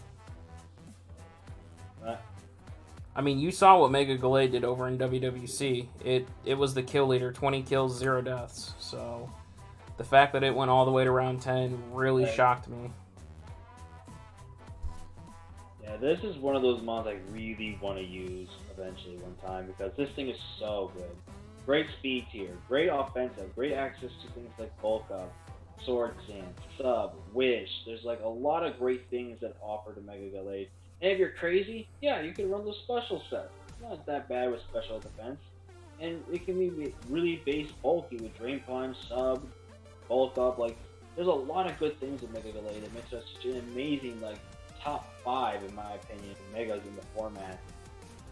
Just proves its deadliness every single time. It only gets priority in Shadow Sneak, which is unfortunate. But still, it is one of the most top-tier deadly monsters, basically. Yeah, had this thing not come off the board by the time I would have picked, it would have been very, very tempting to pick it over my Mega, so I'm kind of glad it went off here. Huff grabs Kartana. I love the fact that he grabbed Kartana here. Thundy and Kartana back-to-back.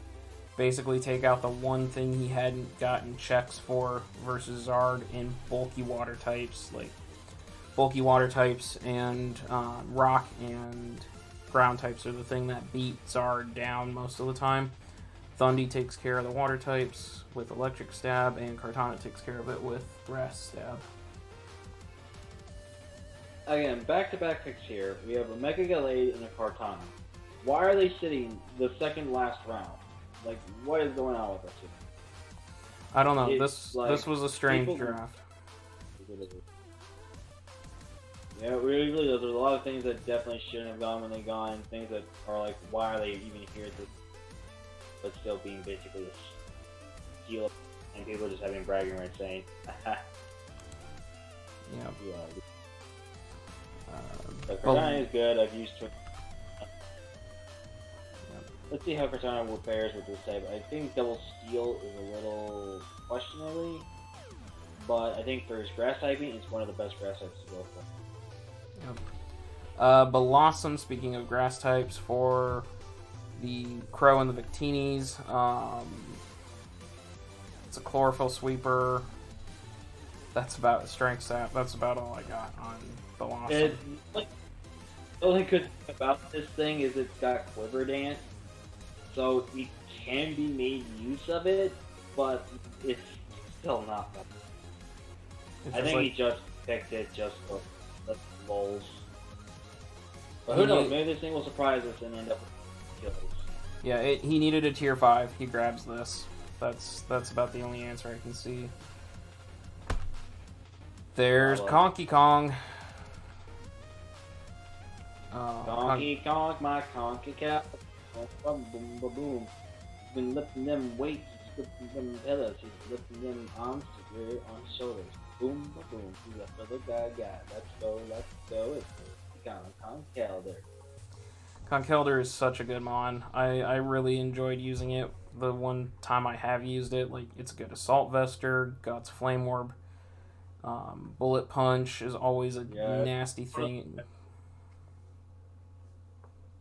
Like It's one of like the top 5 best fighting types to use in draft. Yeah, it's got terrible split def, and yeah, you can just run max out AV and stuff like that. But again, there are times when Conk doesn't need to always run that AV, like they're playing more, but it's leftovers with bulk up. There's sheer force. There's iron fist. There's a lot of good things with Conk that can be so good. And Conk going in the, again, 10th round, like there's so many good things that are just coming in the 10th round, which is crazy that they are even there. We all feel stupid for not grabbing into the best power that was there, but we all have. But Conk, love it. Still gonna be Conk and Conk no matter what. Go man. Yep. So I decided to take my Mega, and this is why I told you I didn't take Hippowdon. Feed me your souls. This thing is a nightmare. Mega Garchomp in sand is absolutely a nightmare. I don't even have to bring sand because I have sticky webs. This thing is deadly. This is the best mon that I've ever had outside of Alolan Ninetales, and it took 7 leagues to pass this thing with Alolan Ninetales.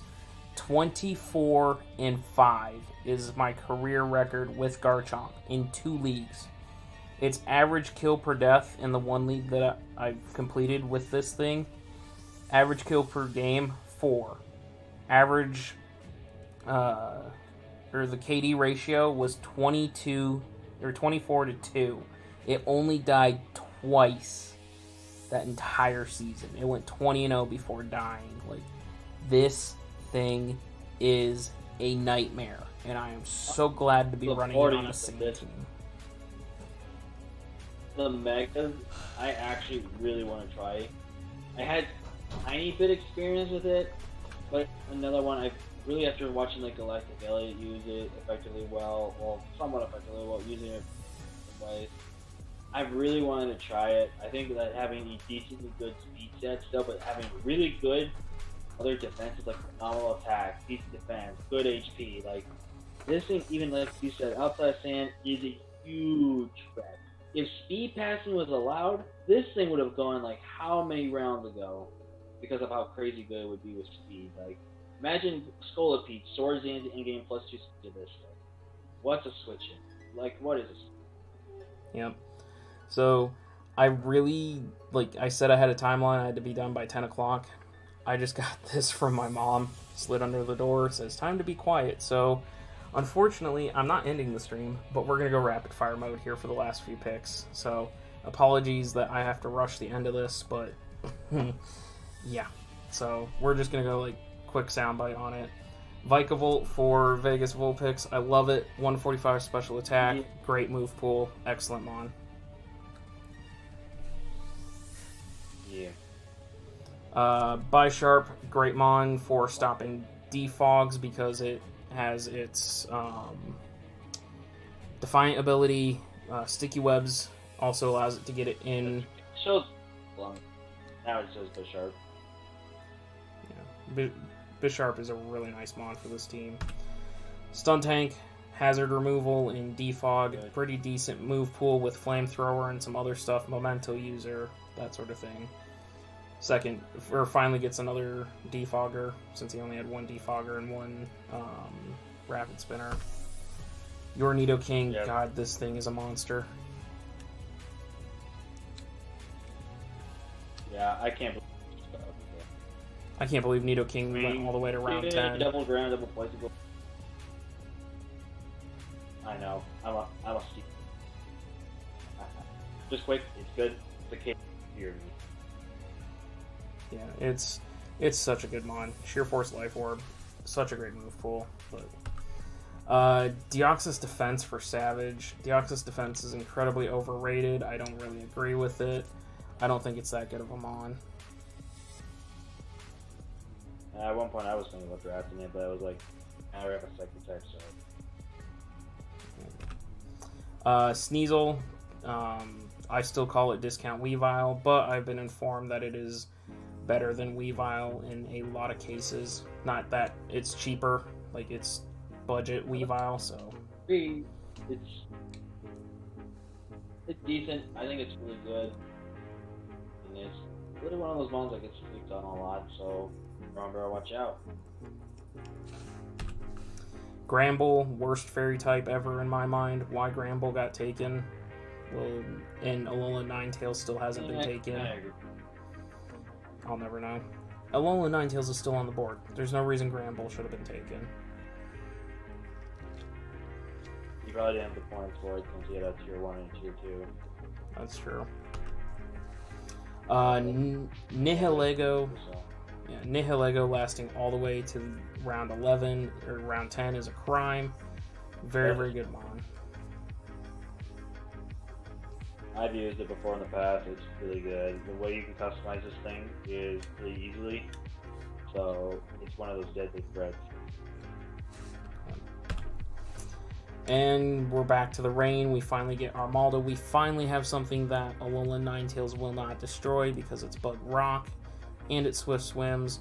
Do not sleep on Armaldo. I know it's been racking up kills left and right in the APA. It's a very good Swift Swimmer. Yeah, I would agree with that. But again, Insanity is completely committed to rain. Yeah, that's crazy. And he finishes his commitment to Coco Rain by drafting Alolan Raichu, which is great with terrain. Like Coco Lucha, Alolan Raichu is very, very potent. But its speed, I believe, doubles in electric. If I recall. Yeah, it doubles its speed. That Surge Surfer. Yeah, phenomenal specs user, life orb user, so listen to look out. Mega Pinsir to close it out for Lord Ixie. I don't think he has enough hazard removal for this thing to actually do decent. Yeah, he's got Rotom and he's got Hitmonlee. Those are his only hazard removal, and Mega Pinsir desperately needs removal. Otherwise, it gets chipped down really, really quick. Only has viable hazard remover. You could say Rotom, you can say Hitmon, but Rotom and Hitmon are really not the best way to remove hazards, and confidently build is so really good both. So Mega Pinsir is a savage. Yeah, he's going to rely a lot on Wish Pass into Mega Pinsir probably to mitigate that hazard issue.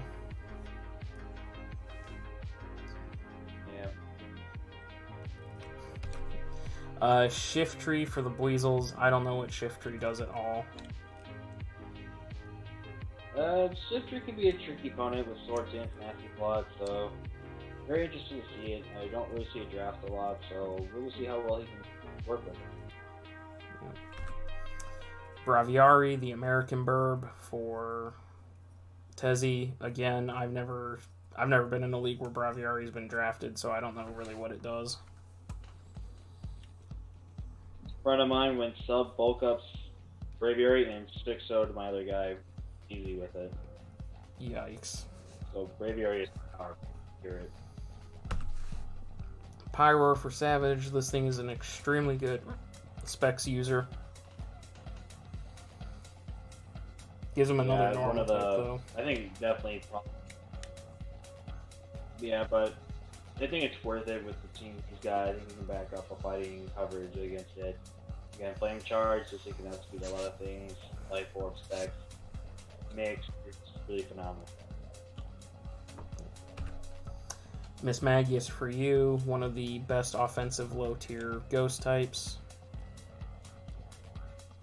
Yeah, Yeah, I'm kind of shocked Miss Magus was still on the board there, but I feel like I needed one more bit of increase here and just another good special attacker. I don't have a lot of special attackers, I feel like, on my team. So I needed something that would really finish off with something that was really good. Great move coverage, and great specs users, scarf users, light boards. Really look forward to using this Magus.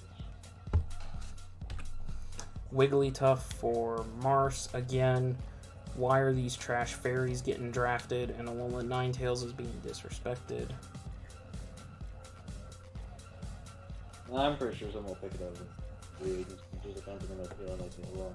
But I'm not picking it up until I have to play Insanity, and then I'll drop it the week after. Because again, I need to get away from. You don't need it. Yeah, I need to get away from that thing. Gligar going all the way in round 11. This was probably the biggest steal of this round, getting such a defensive mon so late in the draft.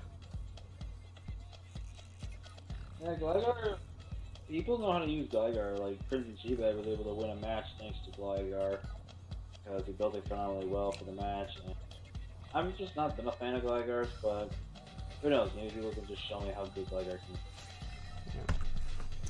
Palossand, again, I'm sorry, Vulpix, because of time and that it's a Palossand. Your team is very interesting. Let's see how it works out for you. I decided to go with Standard Glade. I really didn't have a good option for a fighting type at this point, because I really needed a fighting type to deal with ice type, because I have a pretty bad ice weakness, Salazzle being the only thing that actually resists ice type. So I went... This is not a pick. Like, Regular Lake can do some other things. It does get access to bulk up. It still gets access to some of the elemental punches. I think it'll still get access to Wish too, so you can make something like bulk up Wish. But then you gotta kind of run multiple, either psycho or physical fighting or something. But Galade, I think, can do some work for this. Yeah. Not Fabio was taken for Dank. This thing is just slow. It's a good sheet, but it's slow.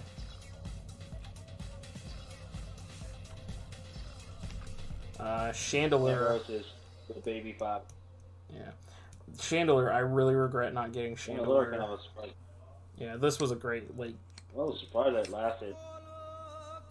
Yeah, it lasted all the way until...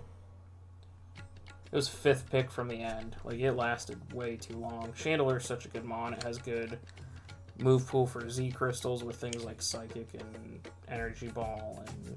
Yeah, actually start user. Yeah. I like a Trickster user as well. Yeah. Huff went for Volbeat here, which is basically just like an annoying little prankster bug. Sets Tailwind, gets Prankster Tail Glow. Gets Baton Pass too, so you can Prankster Tail Glow and then Prankster Baton Pass into something. So, like Prankster Baton Pass. Prankster Baton Pass into a Cophagrigus under Trick Room. At +3 special attack. Good night. Yep, I can see. That's something Huff is gonna run this season. I can see it. Or yeah. Roselia, I assume, is just discount Roserade with an Eviolite.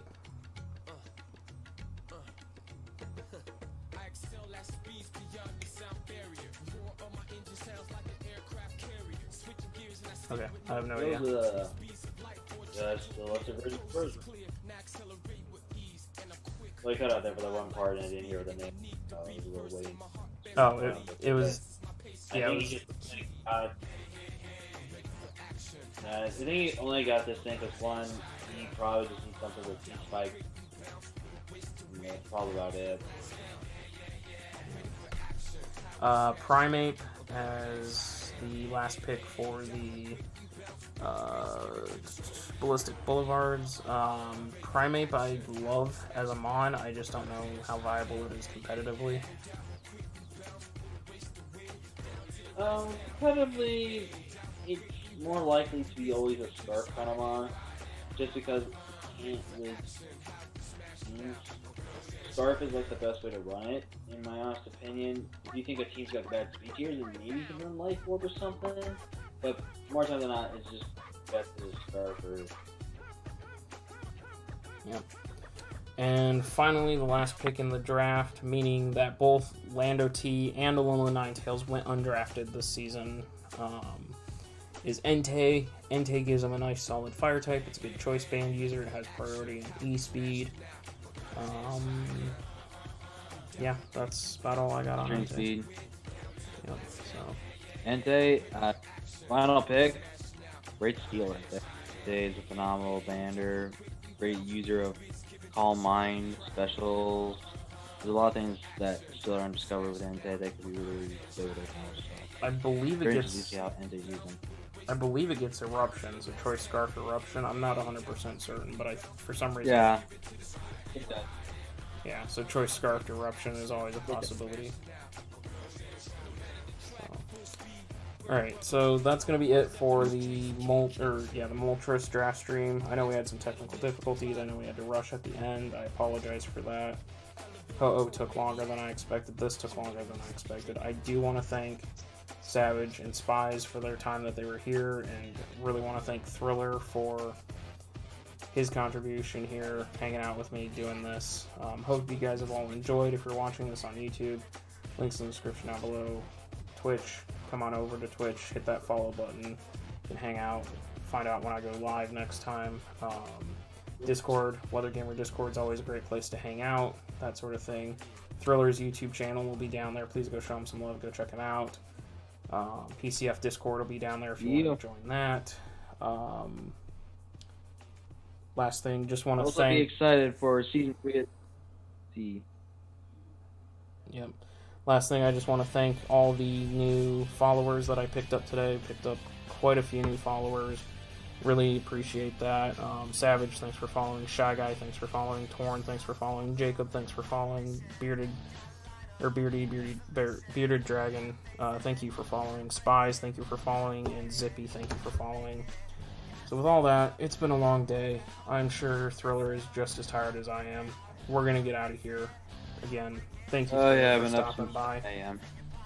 Yeah, thank you for hanging out and doing this. Thank you all for watching. We'll catch you guys You've been seeing the Iowa Bowl. We will. Yep, we'll catch you next time. So we're going to get out of here. See ya. Peace.